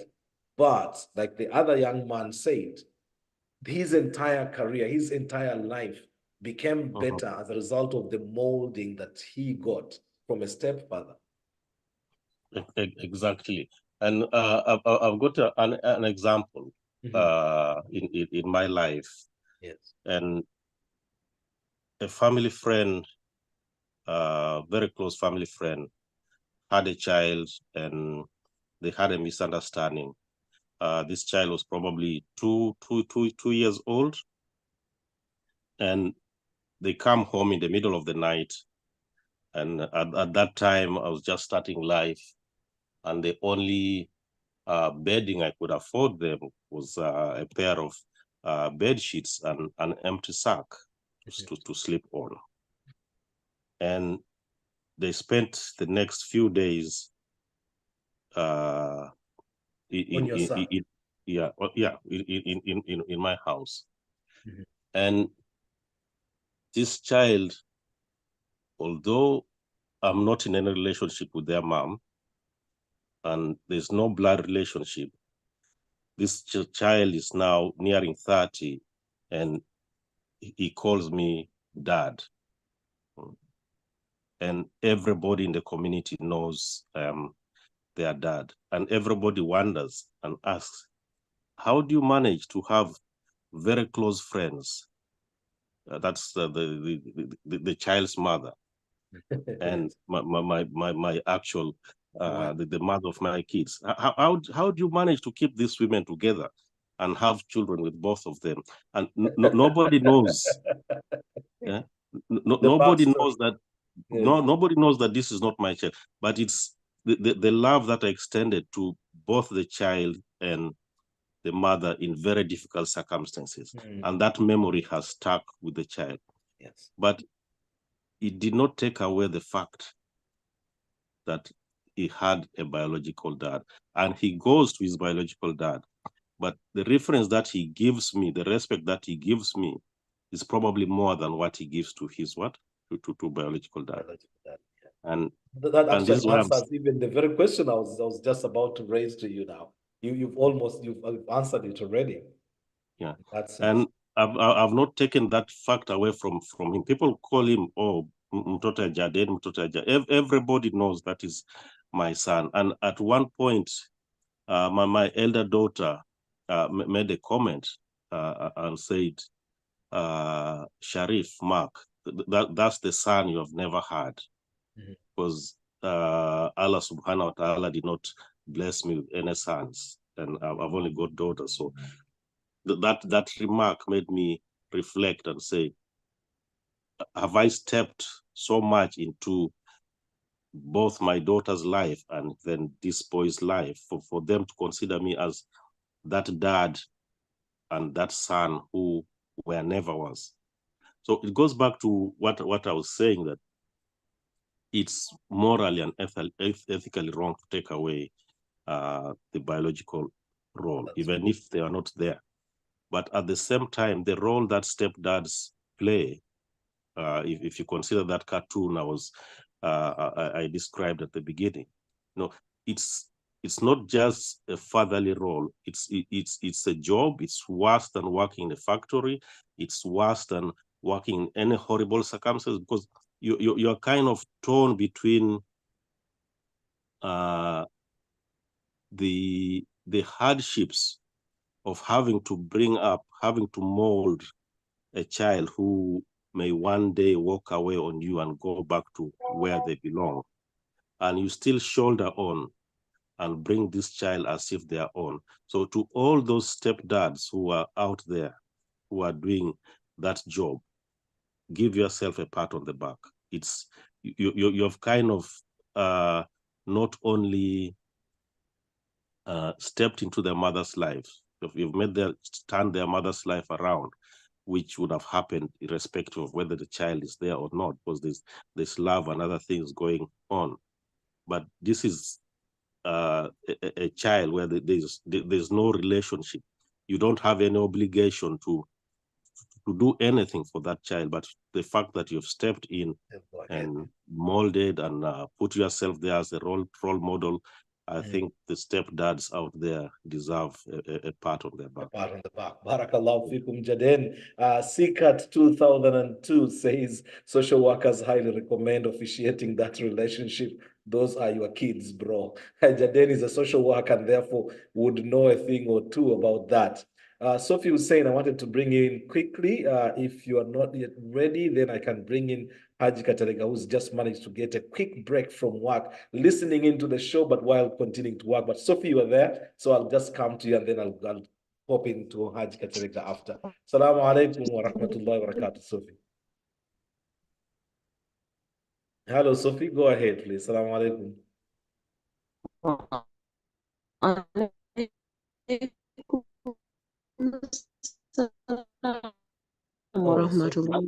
Okay. Yeah, I'm happy to share my experience as a stepdaughter. All I can remember, my father died when I was in primary 6. And I know, yeah, it was in primary 6 when my father passed on. And in my primary 7, that's when I joined my stomach. The worst fear. I couldn't trust him. I was always fearing to stay with him at home. In fact, I've never stayed lived with him in a house when we are just two without anyone in the house. I couldn't trust him. I would rather go sleep to the neighbors instead of sleeping with him in the house alone. I remember one time all people went for a function and I was left with him alone. I couldn't stay in the house. I went to my neighbor's house. Now that fear, wherever I remember how I used to fear, in most cases, it worries me a lot. And I wonder whether I can trust staying with a stepdad for my children. I don't want them to share that experience I went through. So why did you have this fear? Was it a fear that was built out of a given experience, or it was just made up in your head and you maintained it throughout? You know, biologically, that is early adolescence. At that age, maybe I was 11 years at that stage. So I didn't know what came to my mind, but I couldn't trust him, staying with him in the house without anyone else. I couldn't trust him. I don't know. How did your mother introduce him into your life? Could that have affected how you felt? Now, we used to have our home where we were staying with dad, and it was in the village. I only remember when I came back from school, mom just brought me to the new home in town. And while I was there, the gentleman came in and he appeared to be my dad. I automatically it was self-explanatory. They were sharing a bedroom with my mom, and unfortunately my mom is also gone. I can't ask her again. But what I remember is seeing them sharing a bedroom, and then I had a big brother, and for him, he was already used to that experience, and he was like, dad, and I also joined joined the family as I found it, but it was from boarding school back home when mom had changed the home to a new one when there was a gentleman that we were calling dad. But he was a lovely person. Yeah. So he was a lovely despite him person, being a unfortunately, lovely that he person, also passed you on. never trust, he's late now. He's passed on as well. So sorry, Sophia, I spoke over you, but I was just trying to say he's passed on, and I regret. You regret? I regret distrusting him. In fact, at times I break into tears, wondering why didn't I trust this gentleman? Yet he helped he helped us a lot. We were able to grow into his hands, but I didn't know why I didn't trust him, and I regret so much because I didn't show him love anymore. But my stepsister, the only person who used to disturb me was my stepsister. She could always make me remember everything. She could she could knock and make something. How can I feel it? Was it like he used to nag us, and she used to make bad comments on my mom? As stepsisters, that stepsister is the only challenge I found there. But for my father, he was so good. He used to take care of us. And I don't know whether the only thing I remained with is to pray for him, because he used to be good. That's only what I was that just about to say, it that was because both a of them duty. are gone now, I think the best thing, especially when you have a threat where you feel like probably would have appreciated him more, I think the best thing you can do now Yeah. is pray for him. Thank you very much. Yes. Yours is a difficult line. It was a bit of a difficult listen. I had to stretch my ears, and I'm sure everyone else listening in probably struggled as much as I did. But the program is Come Let's Talk with me, Kassim Kayira. Very emotional in lots of bits and pieces. Here, many men today have shunned away their biological role as parents.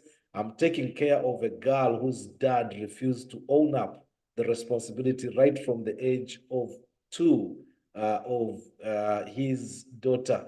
To the present, there is a personal touch. How do you help such a man? And that was a message, I think, from Seikat 2002. I hope we can find time and be able to come to you. But let me just get to HIJJA Terega very quickly before his break runs out. I hope he's still there. We can come to him and just hear his story quickly so that we can allow more people to come into the conversation. 3 minutes past 10 o'clock. Oh my God, and time can fly. HIJJA Terega, assalamu alaikum wa rahmatullahi wa barakatuh. Straight to the point now, since we managed. Thank you very much for joining us once more. I hope you hear me loud and clear. We can hear you loud and clear with your uniform still, in shape. Yes. Sorry, I am on work. I'm at work. Yes. And there's nothing I can do, but this is a very important topic, and I really missed it. And I had prepared some notes, and I thought maybe I would contribute, because the most important thing about this issue of stepdad and stepchildren, stepmothers, is about our community. It's mostly in our community, especially from East Africa.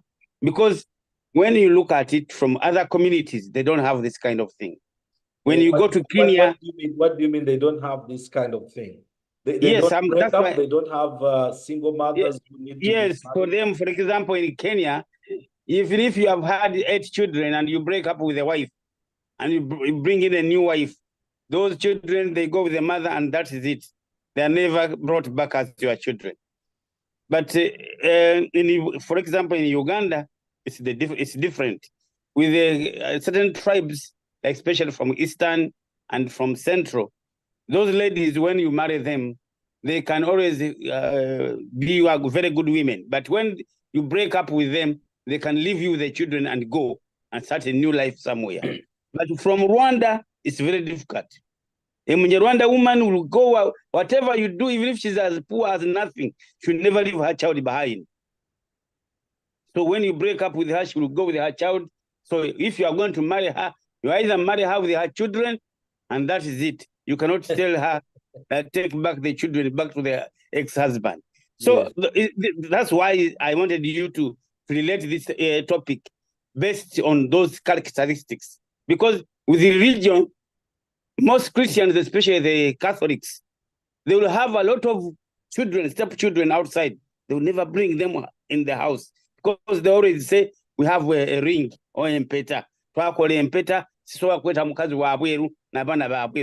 Unless he gets a balongo. What are they called in English? Twins. Unless we get twins, that's when things become now impossible. That's when they put away the Catholicism and bring the Salong has to bring Abanaba Salong. So he has to bring them, because they have that fear that if he doesn't do that process, then the man will die. I've had several twins, but I've never done any of that. So that's one area. But most complications come from our women. The moment they know you have got another child outside their family, so the aim number one is to try and kill that child before even it's brought in the house. Many women will try and do that. But for you to avoid that, for example, in my own experience, I've married 3 wives before I came to UK, where it's illegal. So for me, I had my 2 wives officially back home. And these children, every wife had his own homestead. But I made sure that on Eid day, we all come together in one house. And also when they are going back to school, when I'm taking them to boarding school, I make sure that they come from one homestead. Either this term, they come from wife number 1, then another term, wife number 2. And whenever there is any occasion, they have to meet together. We eat together as 2 wives, the 2 wives and all the children from the 2 wives. So when I brought them up in this way, they were able to like each other, know each other. Because remember, these are children. They don't have any issues. Your differences as women and as a father and the other women, they don't know it. For them, they look at themselves as brothers and sisters. And this has helped me a lot because now the children have grown up, they are working together. And before you even know what is going on, you find that those children, you are not really putting much emphasis on them. They are the one now helping those where you use love. Because number 1 was the favorite. And number 2, children were not very favorite. Now, instead, God has turned it around. The children from number 1 are the one helping that of number 2. Sorry, those of number 2 are the one helping those of number 1. And yet number 1 at one point was very angry against them. So I would advise parents, don't divide these children. If you want to, because you don't know what the future holds for you. You might think that this children I love so much because of this woman, I'm going to neglect the other one, which I don't like. And in the end, they end up that those children are the ones who are clever, who are blessed, and they are the one helping those ones who used to like. And those who used to like did not make it in life. The other issue also is about culture. Here in UK, it's very difficult. But most of the stepdad, you must, if you happen to come as a woman and you get married to a man who doesn't have a child, and you move in with your daughter, you have to be very careful. Because here in UK, they have liberalized this kind of thing. You find your daughter is sitting with the stepdad, they are covering themselves in the winter, and they are watching a movie together, and you're not there at work. Eventually, this man knows that this is not my child biologically, so he starts touching the child.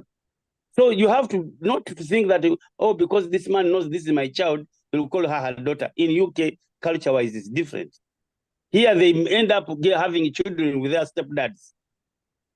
That's the only few points I wanted to quip in and inform you about it. Recently, there was this scenario, a man who left her daughter, or whatever, if she was her daughter, I really don't know. But he left the children behind and he came here, married, and then told the wife that I'm bringing my stepdaughter, who is grown up now, to go and work. The child was brought through the same family migration program. And what happened is not very good. The woman came back home later to find that the man was sleeping with her, supposed to be her daughter, because the man had tricked the wife and brought in a second wife, hoping that this was what? HIJJA, you are never short of interesting stories. Thank you very much. Let me bring in Seikat 2002 there. Barakallahu fikum. Thank you so much. I think I've muted you, HIJJA. I think you are reporting back to duty from the look of it. Thank you so much. Seikat 2002, you talk about looking after taking care of someone's girl whose dad refused to own up to their responsibility. Definitely the position of stepdads now, becoming even much more critical. Assalamu alaikum. Wa alaikum assalam wa rahmatullahi wa barakatuh. All the way from Virginia, I would imagine, Said Kated. Yes, that's right. Yes. Good to see you. So you're bringing up someone's daughter because they have been irresponsible fathers. Yeah, all categories of negligence, irresponsibility, characteristic of some men that we have today. So naturally, you take up a responsibility that you actually never prepared for, but maybe for kindness. So I apologize. I came in having missed a greater part of the show, but I thought the topic was quite interesting, especially that it comes in maybe as a stepdad, or you are a stepson, or some circumstances, like in my case, that I have been taking care of this young girl that we received at 2 years of age, and now I think she is 15 years. Wow. Yeah. So did you come in as a stepdad to look after the girl, or were you just helping on the side? How did that happen? She is a family member of some sort, because in Islam, I think we don't have distant relatives or something like that. Everybody's either a relative or not. But in a way of trying to protect her, I should say she is a family member. Right. Yeah, but I just wanted to highlight just a few good things, having been a stepdad of some sort, is that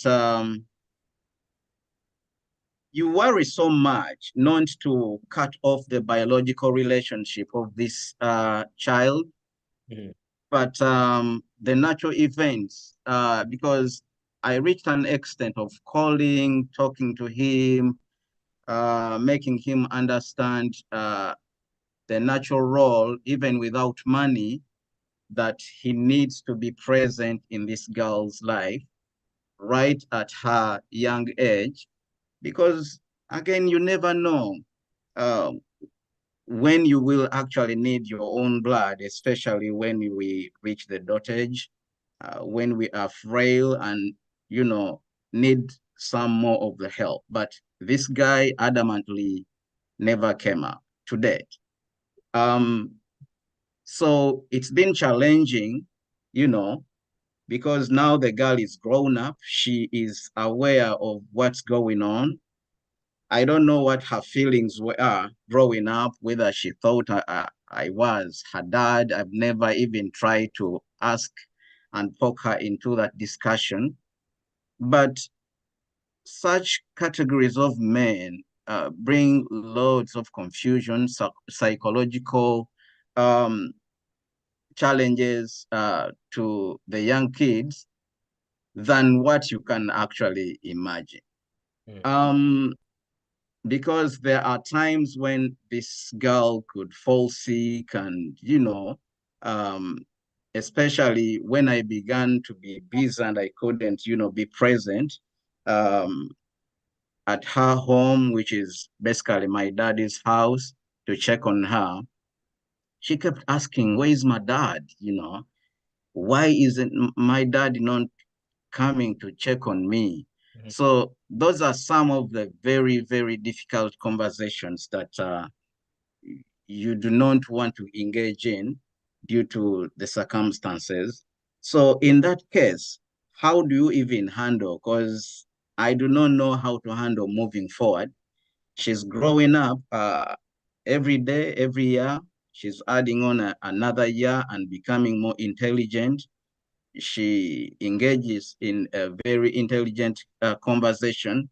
But one thing for sure, I do not know how to deal with the aspect of her biological father. Maybe I bring it back to you or the audience to help me. Well, that's what I was going to say, that now that's the time now to throw it to the audience as we actually begin to wrap up. Should be ending the show probably in about 15 minutes, inshallah.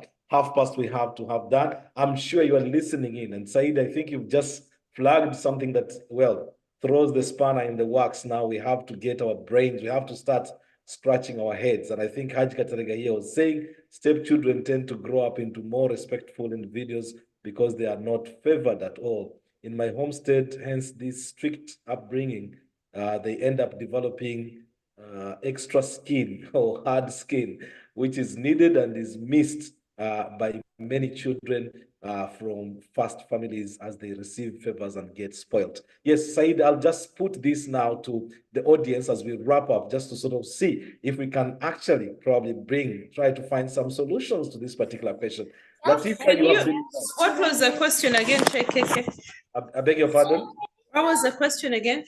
how to get the fathers involved, because now he's had a situation where he's looked after a girl since she was 2. She's 15 now, apparently. And the father is not interested. It doesn't seem like he's interested at all in the life of the child. Where do you come in now? And I think Hajat Sarah says, I think that's the problem that should be handled by both you and the girl's mom. Oh, okay. That's one that has been put there. Safina's hand is up, and then I'll come to Latifa next. Safina, go ahead, please. Assalamu alaikum wa rahmatullahi wa barakatuh. Wa alaikum salam wa rahmatullahi wa barakatuh. You've had Said Katende's dilemma. And that's what I want to talk about, and yes, relating to my child that I just talked about. Mm-hmm. On a serious note, there's no way you can start reminding a man that he has a child. Having a child is one thing, then taking responsibility for it is another. And being involved in a child's life has nothing to do with wealth. Because I usually tell people no more Zara. Because sometimes the mom or the uncles or step parents have paid fees for this child, and no one has ever refused to go to the schools to visit these children. So if that man who wants nothing to do with a child, even if you sue him, you take him to LC, you take him to police, it will not make him want to be involved in that child. In fact, it will just breed hatred in him. They always have their own excuses as to why they don't want to be involved. If they don't say the mom kept me away, the mom kept the kid away, although some other people know different. Because someone was asking me, at what point were you going to make the child understand their biological child? And I did this from the beginning. But this is someone who doesn't want to be involved. Because I've seen this with many as a teacher at school. This mom always comes to the schools and visits the children, and the dad never comes around, never, ever. I know that the mom has told us that man should never come and see the child. Some men just don't want to be involved. Though, unfortunately, when the kids grow... From the message that Said Katende puts here, Safina, because Said says we have severally invited him. The last time I was recently in Uganda, he accepted the invite and then he again turned it down. Yeah, you talk about graduation and marriages. Such events, he comes around and he wants to be recognized as the dad. So at that time, they will show up because now there's no more responsibility. There's no paying fees, there's no health care or anything. So there's no way. The only thing you can do is keep praying to Allah, let this child understand, don't badmouth the father to the child, because as the kids grow, they come to understand. Because it can just be obvious, your dad just doesn't want to be involved. Sometimes the dads even tell lies to their own children. The kid calls them and then he says, I'll come and see you. And then he doesn't show up. You don't have to say anything. The kid starts seeing what's going on. That's all I can say. You can't force someone to be involved in a child's life.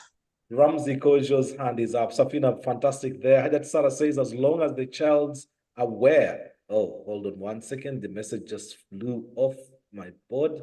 As long as the child's aware that she has a biological father somewhere, and also explain to her that her father is not ready to be involved. You can only do what you can, and the rest, you just have to leave it.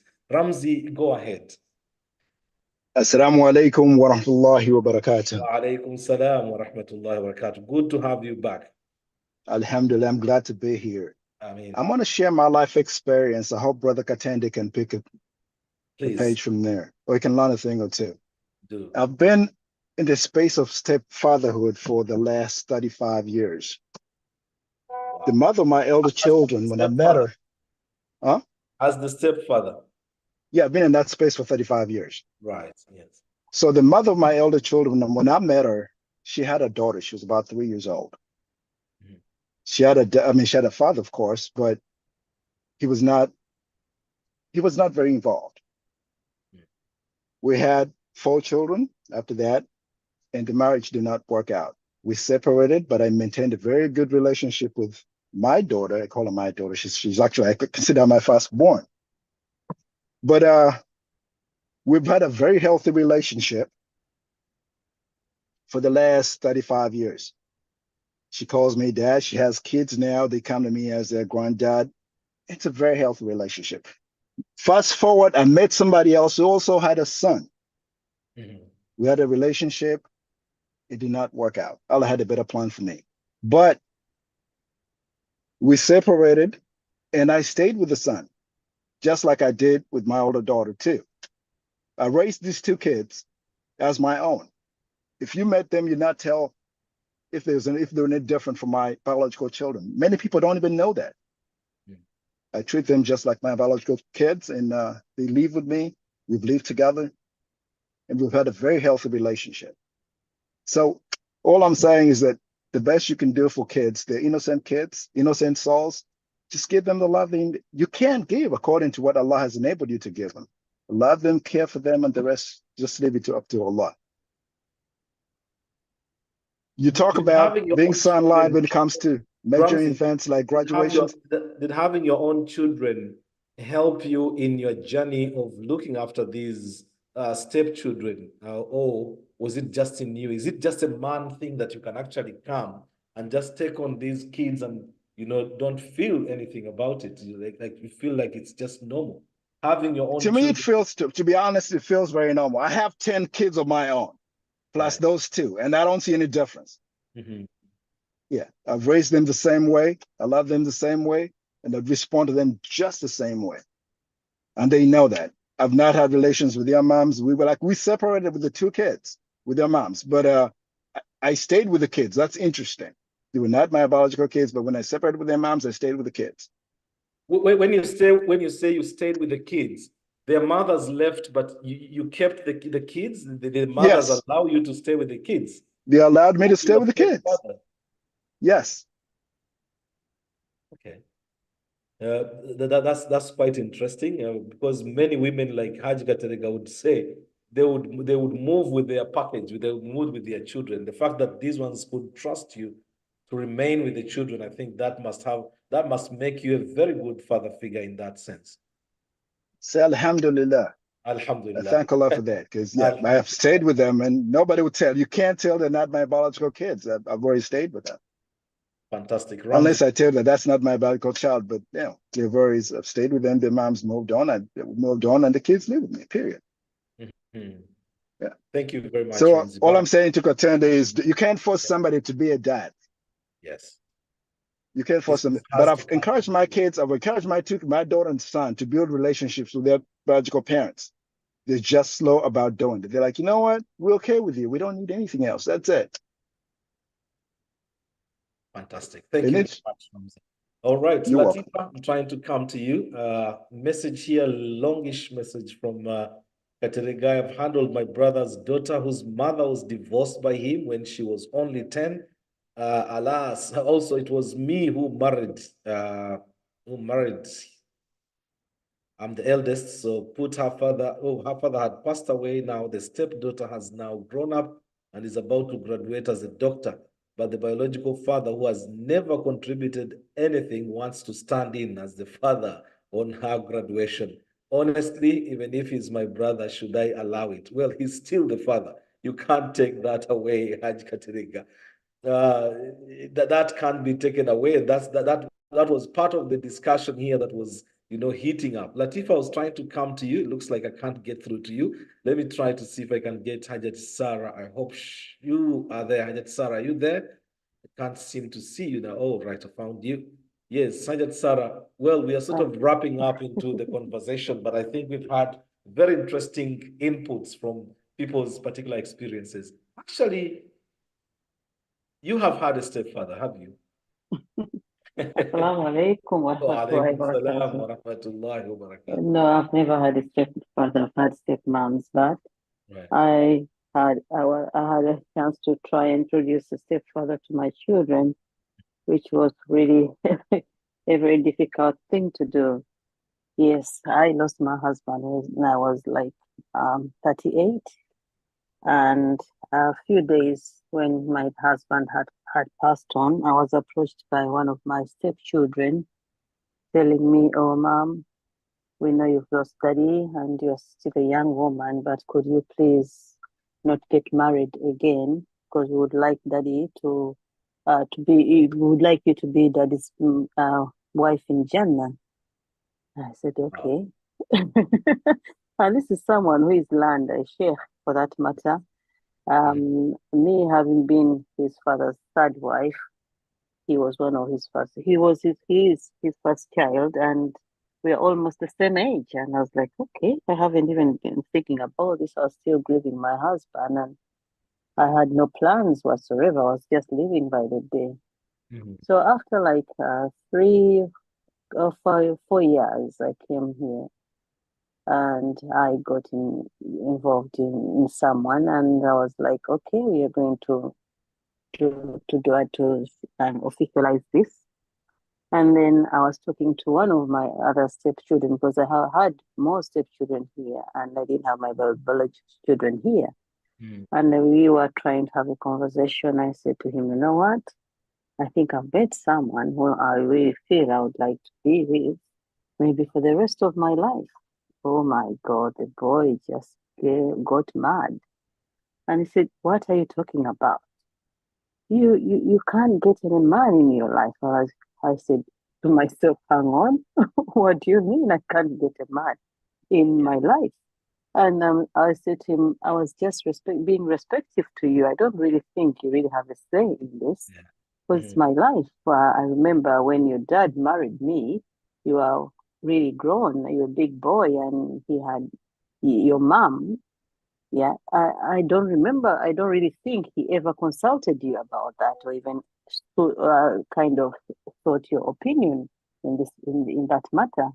So if I'm telling you that I feel I need to have someone, and I've met someone, I don't think you really have a say in this. All I wanted you to is to be aware.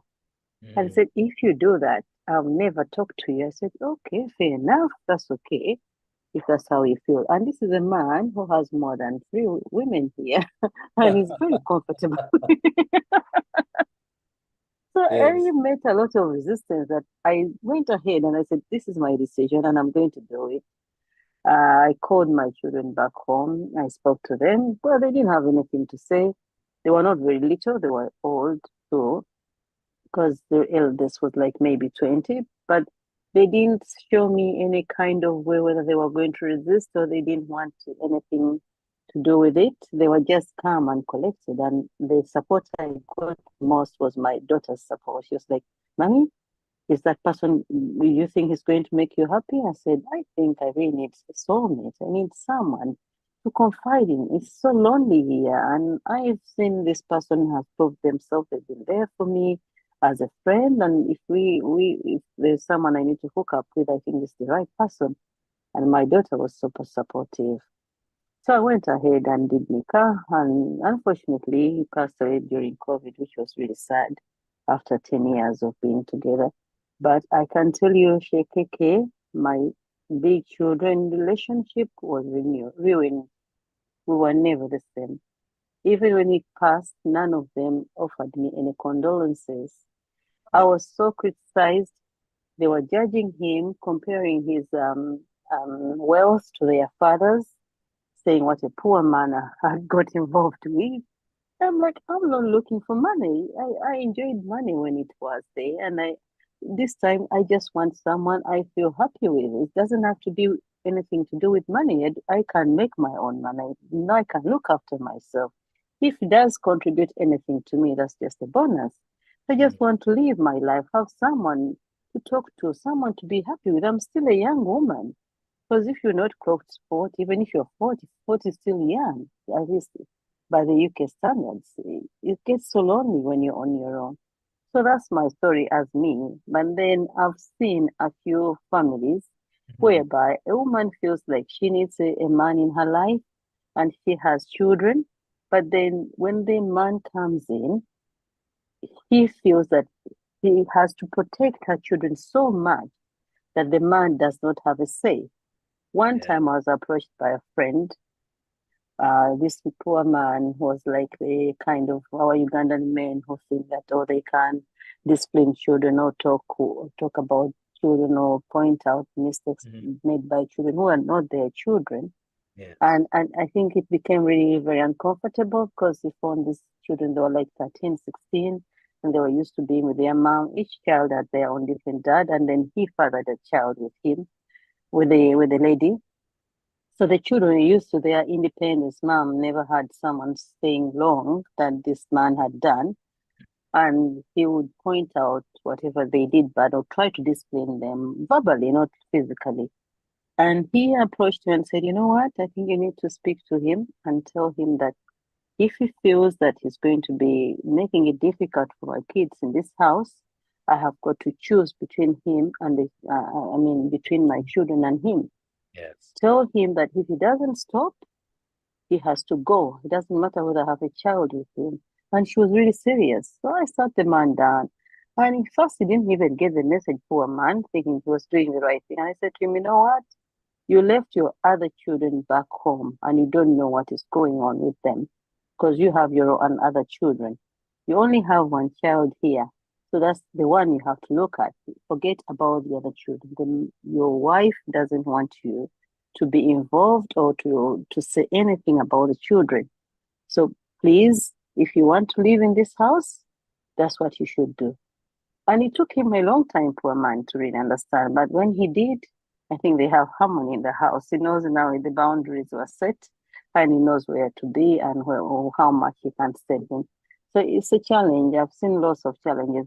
I seem to be the one wrapping it up as in I can't really. That's the one thing I was trying actually to look into, HIJJA Sarah, because there's this dilemma now, because when you come in as a husband, as a new husband, you are supposed to provide guidance, not only to the wife that you have, but to the home, because if you are the man of the home, as it goes, you should be able to provide this kind of guidance. And therefore, if there are limitations as to how much influence or power you can have, and that's the question I think that was put to Hasfa at some point, how much power do you allow this new man who has come into the life of your children and your life, your own life, to sort of have how much influence? But I think it's also about the approach that this man actually uses. If the person is clever and therefore can sort of navigate ways around it, they might be able to assert their soft power without necessarily having to shout, and they might find ways about that.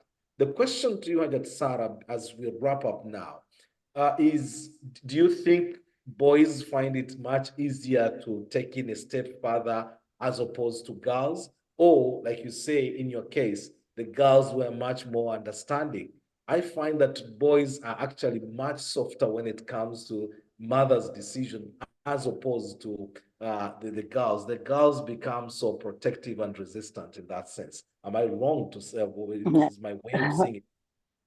Well, I think this is something that can be judged individually. In my case, it is the boys who really put their feet down, and they're the ones I fell out with.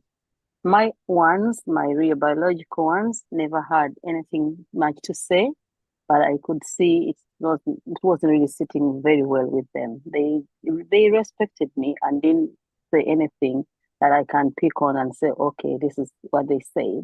But I could see they never wanted to really get involved with him. They kept their distance. And these other elder ones who are my step, they made it really difficult, and they cut connections.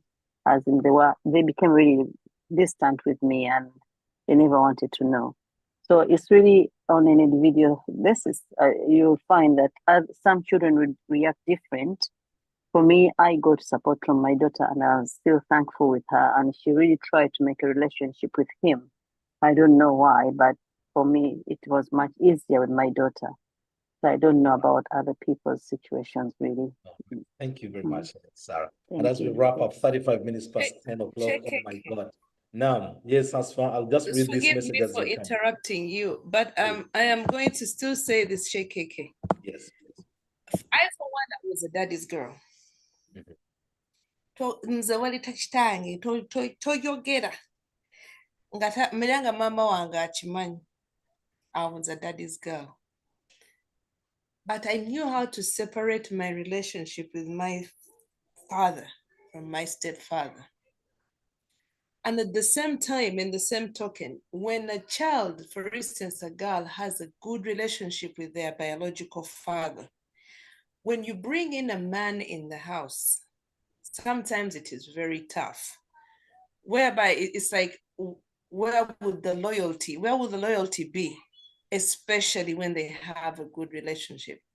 But if they don't have necessarily a good relationship, it's really hard. And then another thing, Shekeke, we have lots of women, lots of sisters who are single mothers. Tebacha the challenge. I know it is a lot of baggage. Sometimes I know probably abana babera banji, or sometimes batia the dynamics. But I'll say, for one who has been in those shoes, even these mothers who are separated, who are raising these kids alone, they also need love. Temubatia, bakitaffe abedde baba wasanga abakazi nga balina abaana. Today in this world, even in Bulaya, where you don't even have to pay school fees, where sometimes some children even come with child support, men are so scared. But our sisters, scared day now eva. Listen to this, hear this. Omukyala ayina abaana bana oba basatu. Buli mwana ayina kitaawe. Ogenze kujja kati ng'ojja as a man who is becoming a stepfather. Ogenda kujja ng'olinayo bajjabo ng'omusajja olinayo bajjabo that you have to deal with, you know, buli omu ng'ajja kubaako n'olunaku lw'ayagala okujja okulaba omwana we. In a situation where you want to provide a bit of guidance in the home, it becomes almost impossible. So abasajja si kukitya buti, there is that part. That if someone has really broken up, and at the same time, Sheikh Zaid Sokol in the Coastad. And at the same time, I need you to understand. Yeah. For instance, that mother, there are some mothers who are raising these boys. For instance, there are a lot of fatherless boys. You know that. And they are looking for that father figure who can come in and say, you know, this is how this is what a man does. This is how you should behave. Don't, you know, all these things. And these women are raising these men, these boys in these homes, and they're going to be someone's husbands tomorrow, our children's husbands tomorrow. But society is still watching these women struggle and not even coming in any shape or form. With so okay, you know, everybody's journey is different. It might be 3 dads nayenga agezezako, but sometimes that's where the dilemma is. It might be nti okugezako kuno kulimu obuzibu and the woman has not yet realized problem wherever. Era wabatannaba ku realizing a problem wherever, she will get another man and ayajja azaale naye agende aleke. Kati obojjangos olina abaana mu bakazi basatu and then I still receive you. I mean, you're a man, yes, I probably would not judge you even if for instance you were not married out of wedlock, I wouldn't judge you, but everybody's journey is different. Aba oluusi atuuse ekiseera n'akula n'asoma eddiini n'atereera nga yeetaaga that man to come and say, hey, tuno tukyuseemu, wano abaana tukole bwe tuti. Naye bwe tubalekerera, society and the children they are raising do need the father figures, please. No, absolutely. Please. And I'm not against this. I'm really encouraging the men who can. Bagende mu nsonga eno, let them come in and help. But these realities nazo zirina okubeerawo. Omuntu waavugira ka mileage n'osanga azaddeyo basatu bana nga buli omu ataata we ka odometer ka speed meter kaba kabala kadede. Mileage gy'eba etuukiddeeyo, there is an issue and it needs to be addressed. Also, omuntu ono, sometimes you find that some women are so difficult to love. Because they have gone through all the troubles. Safina, I can see, but there is Musa Chags who's on it. It's getting interesting. There is this woman who has Arwanye and Taro again. She's carrying all these scars. To even try to love this person because they've gone through all the pains that they have been. But you may even find that if you look so deep, sometimes you may find that they were not raised by a father in the home. In which case now you're not only going to become a husband, you're also becoming a father who they never had. That becomes even much more challenging. Kandete Musa Chags one as we wrap up. It always gets very interesting as we come to my wound is still there, please. Your point is on. Yes, I'm trying to unmute Musa so that he's ready. Yes, please finish, Hasfa. You appeal. No. Let one be chagulanyi go. Musa, go ahead, please. Assalamu alaikum wa rahmatullahi wa barakatuh. Mwami Kyagulanyi Ustadi yabadde ayagala kwogera before she Ustadi ndiga yabadde likanzije muze. Ustadi okomawo sebo leka mpulire Musa Charles bano. Yes, go ahead Musa, then tujje wa Ustadi. Assalamu alaikum wa rahmatullahi wa barakatuh. Wa alaikum salam wa rahmatullahi wa barakatuh. Seeka sijja kweruma lulimi kwogera nnyo Oluzungu naye my point is according to sister waffe kyayogeddeko. To me, the experience I would think of over kale kanjogere in general terms, nti weesanga nti some men, if they walk into these women's lives, the way these women are bringing up their child is like a protection whereby she doesn't want these kids to take a side of their dads. So basically, she will do whatever she does so she could keep these kids. Kati goboyingira into their lives. Ogenda okulaba nti ekintu kye bakola exceeding okubeera nti that's not the way life should be going. And whereby the child is being raised like a brat at some point. That's how you see it as a man. But you try to correct what is being taking place in that house, create a bit of a friction between you and the new lady you've got. As time goes by, as you stamp your foot down, because some ground rules, respecting the mother. How? Sometimes you're finding a woman and the way she talks to the mother, she's like talking to a sister. The argument and the shouting and the current slamming doors and all name everything is quite beyond unbelievable. Correcting what's happening there. Once you step into that road, create a friction between you and the woman. You end up like over doors that don't know one, and you walk out. And you start seeing things from the different angles. So to me, my point of view is the way how much are we prepared to be a stepdad? Are you going to take all the challenges and whatever is in there to be part of you, or is this something you're going to rectify? The more we try to rectify, I think in Zimbabwe, that's my contribution. Say. Barakallahu fikum. Junior Simba, your hand is up. Was that you? Assalamu alaikum, Jama. Wa alaikum salam wa rahmatullah. And I'm program when you meet the Naye. Okay, I have to speak in English because some people don't the language. Fine. The program was nice, but so far, who have ever had a chance to raise up children who are not his, and the children tomorrow they respect him, that man is a great. But I myself, I did, but they will never even respect him. They used to call you are not my dad. That thing you don't know how to pay in somebody, man. And I've been, when it comes to anything which I'm going to provide in the house, I'm the one to be able to provide. But when it comes to a slight mistake, to call me, you are not my dad. Anyway, it depends. Okay, I don't want everybody to take me the wrong way, but for me, if you call me that, yes. I never raise you because you should call me, I should be on your pampering you to be, but I deserve some little respect, at least. Yes.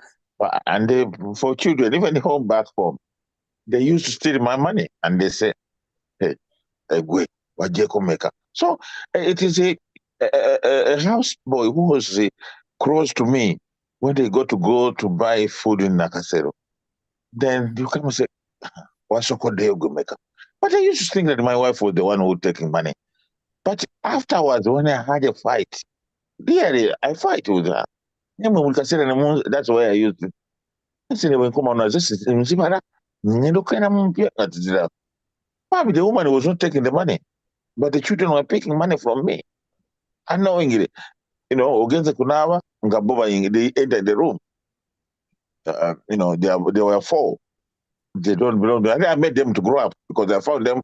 One was the big was in primary 1. The rest, then another was Nasari, something like that. There were 2 of us, Then I think they grew up, and I had no kid with that woman. But anyway, I had different houses, homes where I used to go and relax as well. But these children, God. Thank you very much, Juan Abdallah Hamis. Sophia Hussein, you're up. Yes, go ahead, please. Assalamu alaikum wa rahmatullah. Wa alaikum salam wa rahmatullahi wa barakatuh. Ekituufu kyo kiri nti teri kintu kibi ng'ekyo. Ekiriwa? In the life of children. No? Teri kintu kibi ng'ekyo. There's nothing ekisinga okukosa omwana mu bulamu bw'ensi eno ng'okukula n'abazadde nga banjawulo. I'm telling you, the greatest gift that parents should give to their children is staying together. Bwe kiba kisobose. We only do it when it is the last resort. That's what I can say. Naye back to the other point abaami bwe mugambira nti ozadde abaana bana mu basajja bana, then you're coming to us. Yes, kale awo ku mulembe guno, we as ladies, we need to be serious. Bw'obeera omanyi, y'onoozaala zaala mu musajja omu, then osobola okufissaawo room. Enegenda ewalala. But going to someone, when you have 4 children, from 4 dad, kireetawo omuntu okubeera nga agamba gwe tosetolinga. And in fact, these people are from different backgrounds. Ono wangeye, oli wankima, they have different cultures. Yeah, you know, you have to respect all those cultures. Ng'abo abaana obakuza. Ng'oli musajja, ofunye omukazi ng'alina abaana abo bava mu bika ebyo eby'enjawulo. You can imagine to us wano mu Buganda.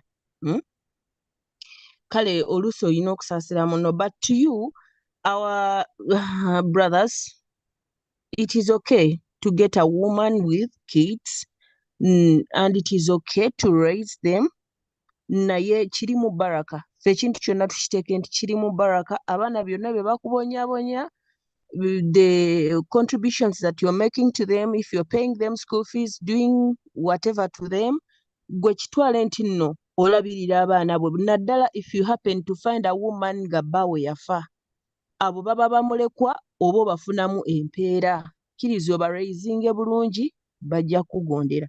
Then on the side of the children, waliwo ebintu ebimu ebizibu okwaavoidinga.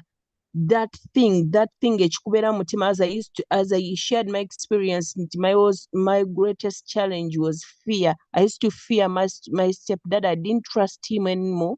Ng'aba ndabanga ki.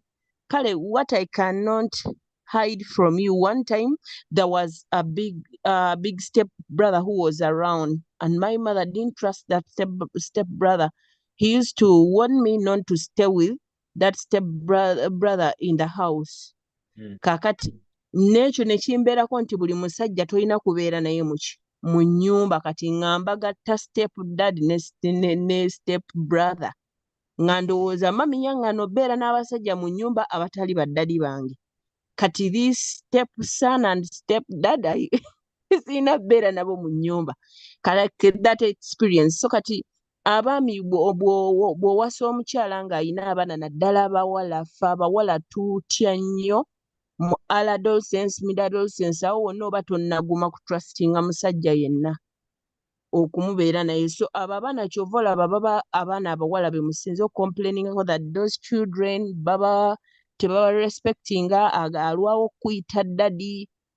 Ebyo biri mu nature, kya butonde, naawe ne bw'anaaba owuwo asobola okukikola step dad w'omulala. But all in all, tugumiikiriziganya, tugikolenga ibaada okuza omwana oyo mu mbeera yonna ng'okkiriza otaddeyo nniya that you're going to be rewarded by God. That's what I can say. Kubanga okulabirira bamulekwa kuli mu baraka, naddala ng'osanze mulekwa. Then nga si mulekwa, you need to sit down together as a wife and husband, and you draft rules kwe mugenda okutambuliza abaana abo. Otherwise, abagezezzaako okubakuza, nsaba Allah abagaggawaze buli alina omwana gwe yakuza nga siyamuzaala. Because you can imagine, if I lost my father nga ndi mu P6, kati maama wange yandiwangadde atya obwo obulamu up to now if someone else didn't pick her up. Kati nga singa abadde akyali mulamu, you can imagine. So abasajja bonna abakikoze, mwebale, Allah abawejjana. Abatutte abakyala abali singo.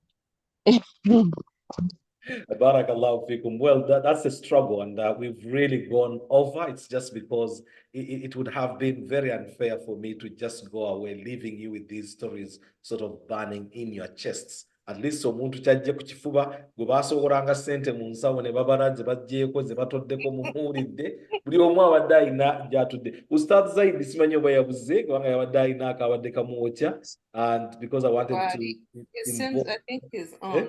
Nauma connected his own, but he was on a different line. Kuwulira ssebo ssebo gyabutandika okuwunzika tuli mu ddakiika omunaana okuggalawo. Pansokere ky'amaanyi nabo kyaswa kyagamba ekyokubawasa twalyagadde okubawasa naye balina olugezigezi lungi balina olugezigezi lungi gamba nti kamairage kanene omanyi keke omuntu okubeera successful mu life olina okumanya circumstances mwoli. Work within your means. Yeah, you work within your means. So, naye bo ajja n'abaana bana n'alowooza neyisanga atayina nga virgin. Neyisanga wettu. Namutuulira oti ogamba kaloono. Ogamba singa bamanya nti bannange omusajja ono mutuufu. Akugumiikiriza akwataddemu emere nange miragegi yange amuyise bwe nti kaneeyise bulungi. You are a bit off mic. Engage off mic. Empisa za ompulira kati. Yes, much better now. Empisa zange embi kanzibikkeko osanga tusobola okugumiikiriza. Umusalama ziri example zibaleese nti tujje ku mubaka bali abakazi abakyala baali bazira ekitegedde Umusalama bensanga n'abaana nomubaka yali exceptional. Naye ffe tetuli babaka buli tetukkirako okitegedde. So bw'ojja n'empisa zo ye ng'ogize wange n'abaana bana naye ontwalanga first husband ndi wakuna kati mulabe levo yammwe hasi oyagala bafumbirwe naye balina okumanya levo yammwe okitegedde. Kakati ekyokubiri simanyi lwaki Jaden yagambye nti these assumptions we have. Ye assumption is not an assumption when you're living the experience. Yeah? So kufa abamu is not an assumption at an exam because yagambye we. Assumption of what? Assumption ze tugamba nti oba abaana step by step sons, step daughters, steps we assume. No. When you're living the experience in that way, you don't assume because you're living it. Ekirala sekakeke ekisinga obuzibu mu kino kyetwajja tusaa kyeyageddeko. Omukazi kyenabagambye tutadisikasinzeeko nnyo ekiconcentratinga ku baana. Omukazi kyenabuuza aswa. Omukazi okulowooza nti alwawo kutrustinga nti oyagala omwana balwirawo ddala. Era balwirawo ddala okumanya nti you have the best interests ez'abaana bano. Yeah? So bo bacreatinga atmosphere ekuleetera okugamba nti okutandika okugamba nti nga batantrustinga nabo. You know? Abasajja example ab'e Kampala muninga bawerako abatutte abakazi balina n'abaana mukaaga n'abaweerera. Your line is terrible. Your line is difficult to hear. Era ekyali difficult. Ibadde difficult nnyo obadde ogira ne bleeding out and then because yeah, go ahead. Let's try. Omukyala yonna bambi ng'olina omwana oba abaana kuba okulaba omusajja bw'oba ofunye nga ajja kisaala wagambye yafuna omusajja omulungi emyaka 10 yamala naye ng'ajja ng'amanyi ajja kumubeererawo. Toteekawo zino conditions nti oba oggoledde omwana wange kitegeeza omwana wange tomwagala nange tonjagala. Manyi ebyo bye bakola seekakeke. Omuntu n'alowooza nti olina obuzibu bwe tufuna ffe abamu nti okubalansinga omukwano guno n'omwana ono gw'osanze n'omukyala olwalisa abantu basatu, omwana maama we ne taata we. Kati ng'omwana bw'onaabeera hard on her, omuteekemu empisa, ajja ku distancinga herself agambe si taata wange kangende wa taata wange. Maama naye atandika okulaba lwaki okulaba oti omwana olwokuba si wuwo n'omwana naye nga yakyalwanyisa. Kati n'osanga oguzoba kakati nkole ntya kubanga kyenjagala ntereeza mwana wange. Nga olaba ajja kusaala agambye wali nti oli bamugamba nti togamba ku baana bange. Otherwise ojja kufulumawo ogende, which is so wrong. Okay, Ustad Zaid, thank you very much. But a difficult line, to be honest. Jaden, let's have just the hands up quickly. We have 3 minutes and we have to make use of the 3 minutes remaining now. We have to end the show at the top of the hour, inshallah. Jaden, go ahead. Let me not eat into your time. Yeah, mine is a very quick one. Two things. The previous speaker was talking about Jaden saying about assumptions. Now, the assumption that I was talking about, if I'm to clarify, is that many mothers think that when the child completely bonds with their stepdad, then they are not going to ask about their biological father. So that's the assumption I was referring to. Might be wrong, but this is what I believe happens out there. But what made me raise my hands is that there's a stigma attached to single parenthood. And somebody, one of the sisters said, there's many women there who are raising children single-handedly, and where are the men? Now, I've been to so many networking events, and when people are introduced, they will never say, so-and-so is a single mother. So how do you expect interest to be raised? Because there's many capable men out there, honestly. There's people who are willing to offer a hand, who are looking for love.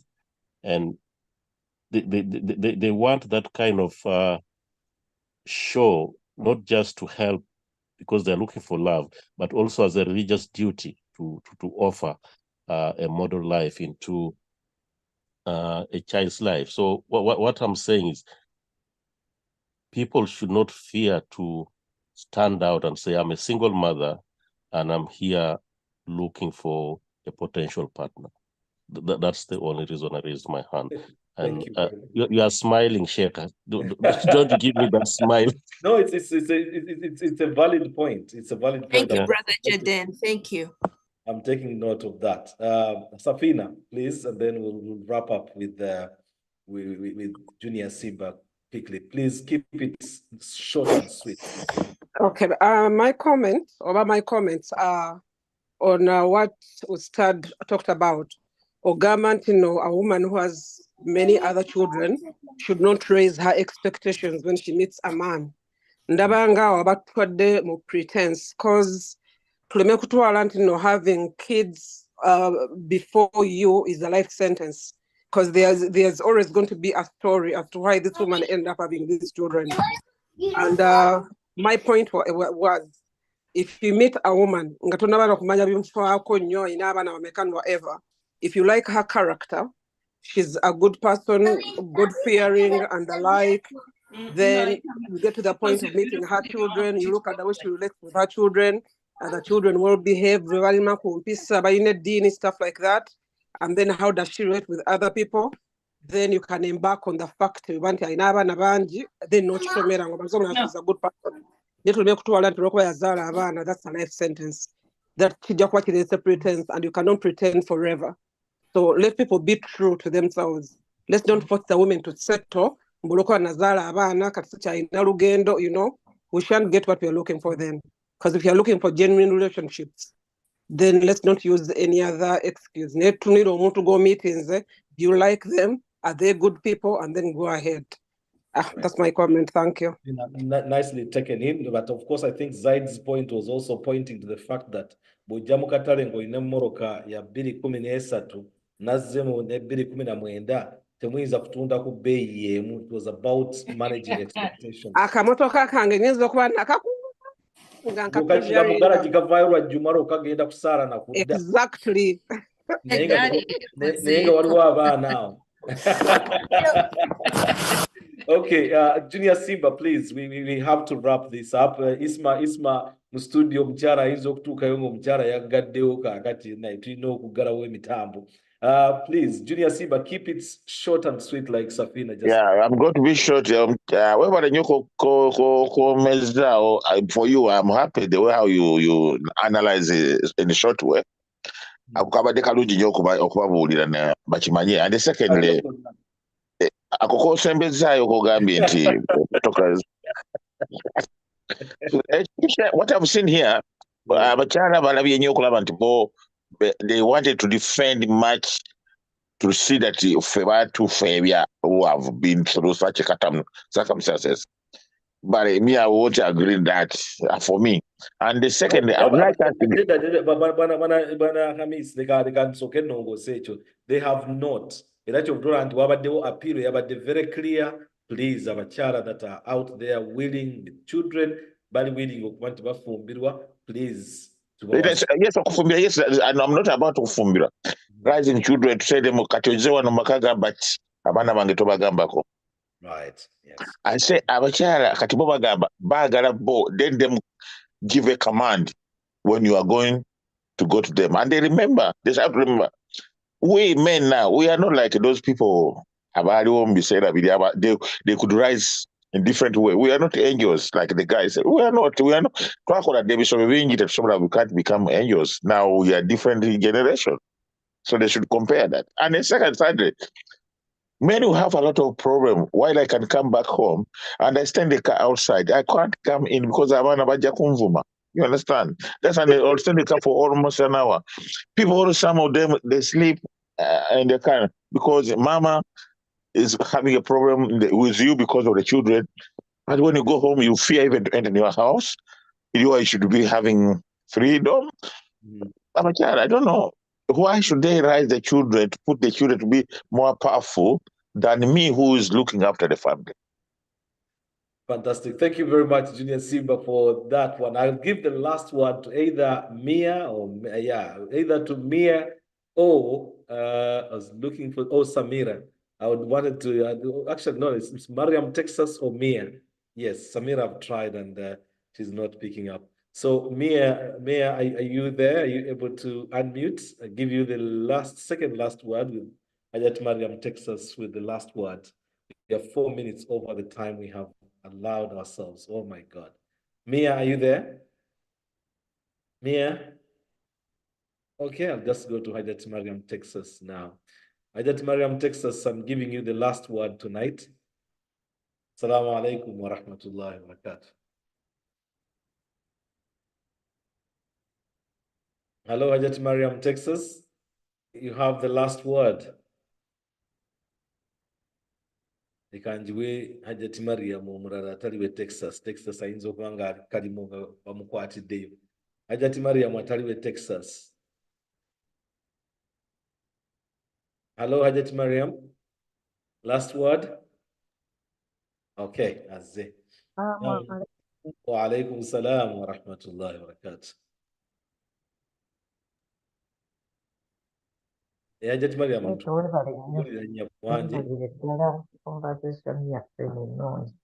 Naam, amin. Ekigamba ndowooza Allah alina kututaasa butaasa.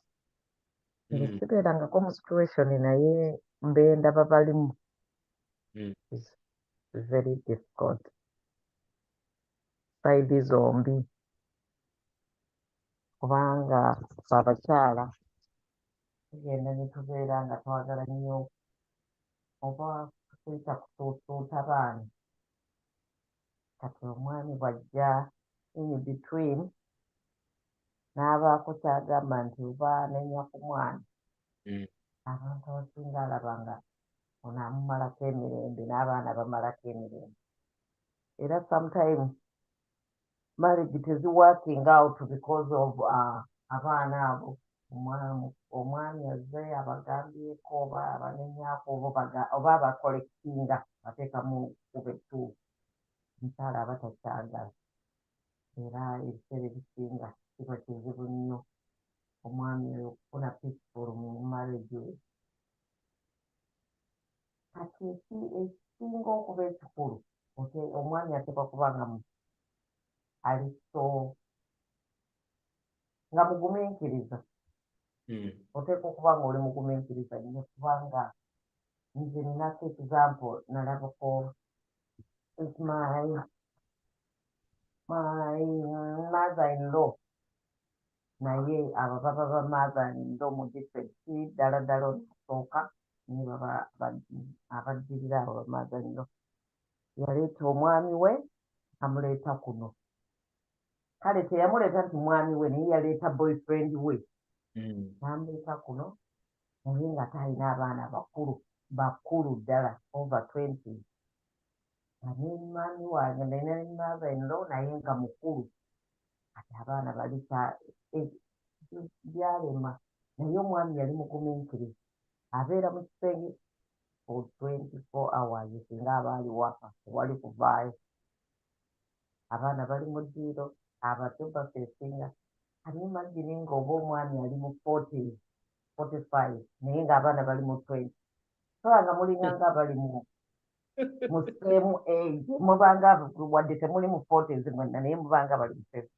kasoba mbagambako ng'abeera mu kisenge oleba bw'abeera ofu alina kubeera mu kisenge essaawa zonna olaba obulamu buzibu nnyo naye era kyatuuka n'angumiikiriza emyaka ne giyita n'agamba no ono kwega tebalinamu mwana oba beezaddemu that was boyfriend naye abaana baagaana okumwakisinga nga their stepdad so ng'abeerawo obubeezi nga bw'ogamba nti nasubiza muli omuntu muluumu oyo ye tajja kufuluma singa omuwala ali mu ddiiro ono tajja kufuluma singa ono ali mu kiraabiro gamba kati omusajja yaleemu n'agamba kandi n'atambula mu butambuzi yatuuka n'atambula naye nga yagumiikiriza over 4 years yagumiikiriza n'atambula nga kiri so tewali mirembe mweyagala babiri naye abali abalala muli afloor gamba bagenda kwemanya barakallahu fikum Hajjati Mariam tweyanziza nnyo actually otuwunzikidde ekiro. I think it's a good point at which to finish and to pray for the men, for the stepfathers out there. May Allah subhanahu wa ta'ala grant you more patience. May He grant you Jannah.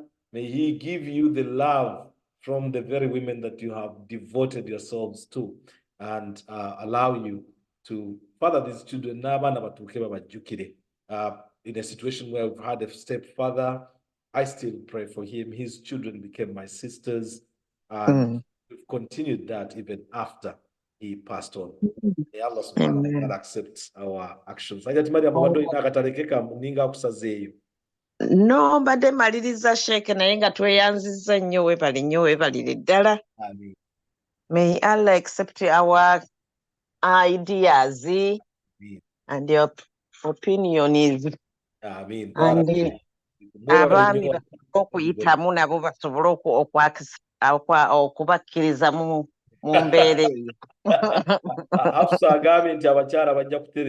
Which means it provides a bit of hope. Thank you very much. The program was Come Let's Talk with me, Kassim Kayira. We were live on 75W Radio, on Ummah Connected, on YouTube, on Facebook, and on Zoom, 10 minutes past 11. Oh my goodness. Well, you made our night. Someone has suggested probably this program needs a part 2. Who knows? Inshallah, if we are still alive, the time might come when we will definitely get a round 2. My sister has for team a single moms of 4. Inshallah, I think that came from Said Katene in Virginia. Thank you very much. In case you've missed any part of this program, remember you can always just go back, look at YouTube, just search Come Let's Talk with Kassim Kayira or Ummah Connected, and you'll be able to find the program. Or simply go to Facebook, type in 75W Radio, and there under you'll be able to see the program. You can catch up with any of the programs you might have missed.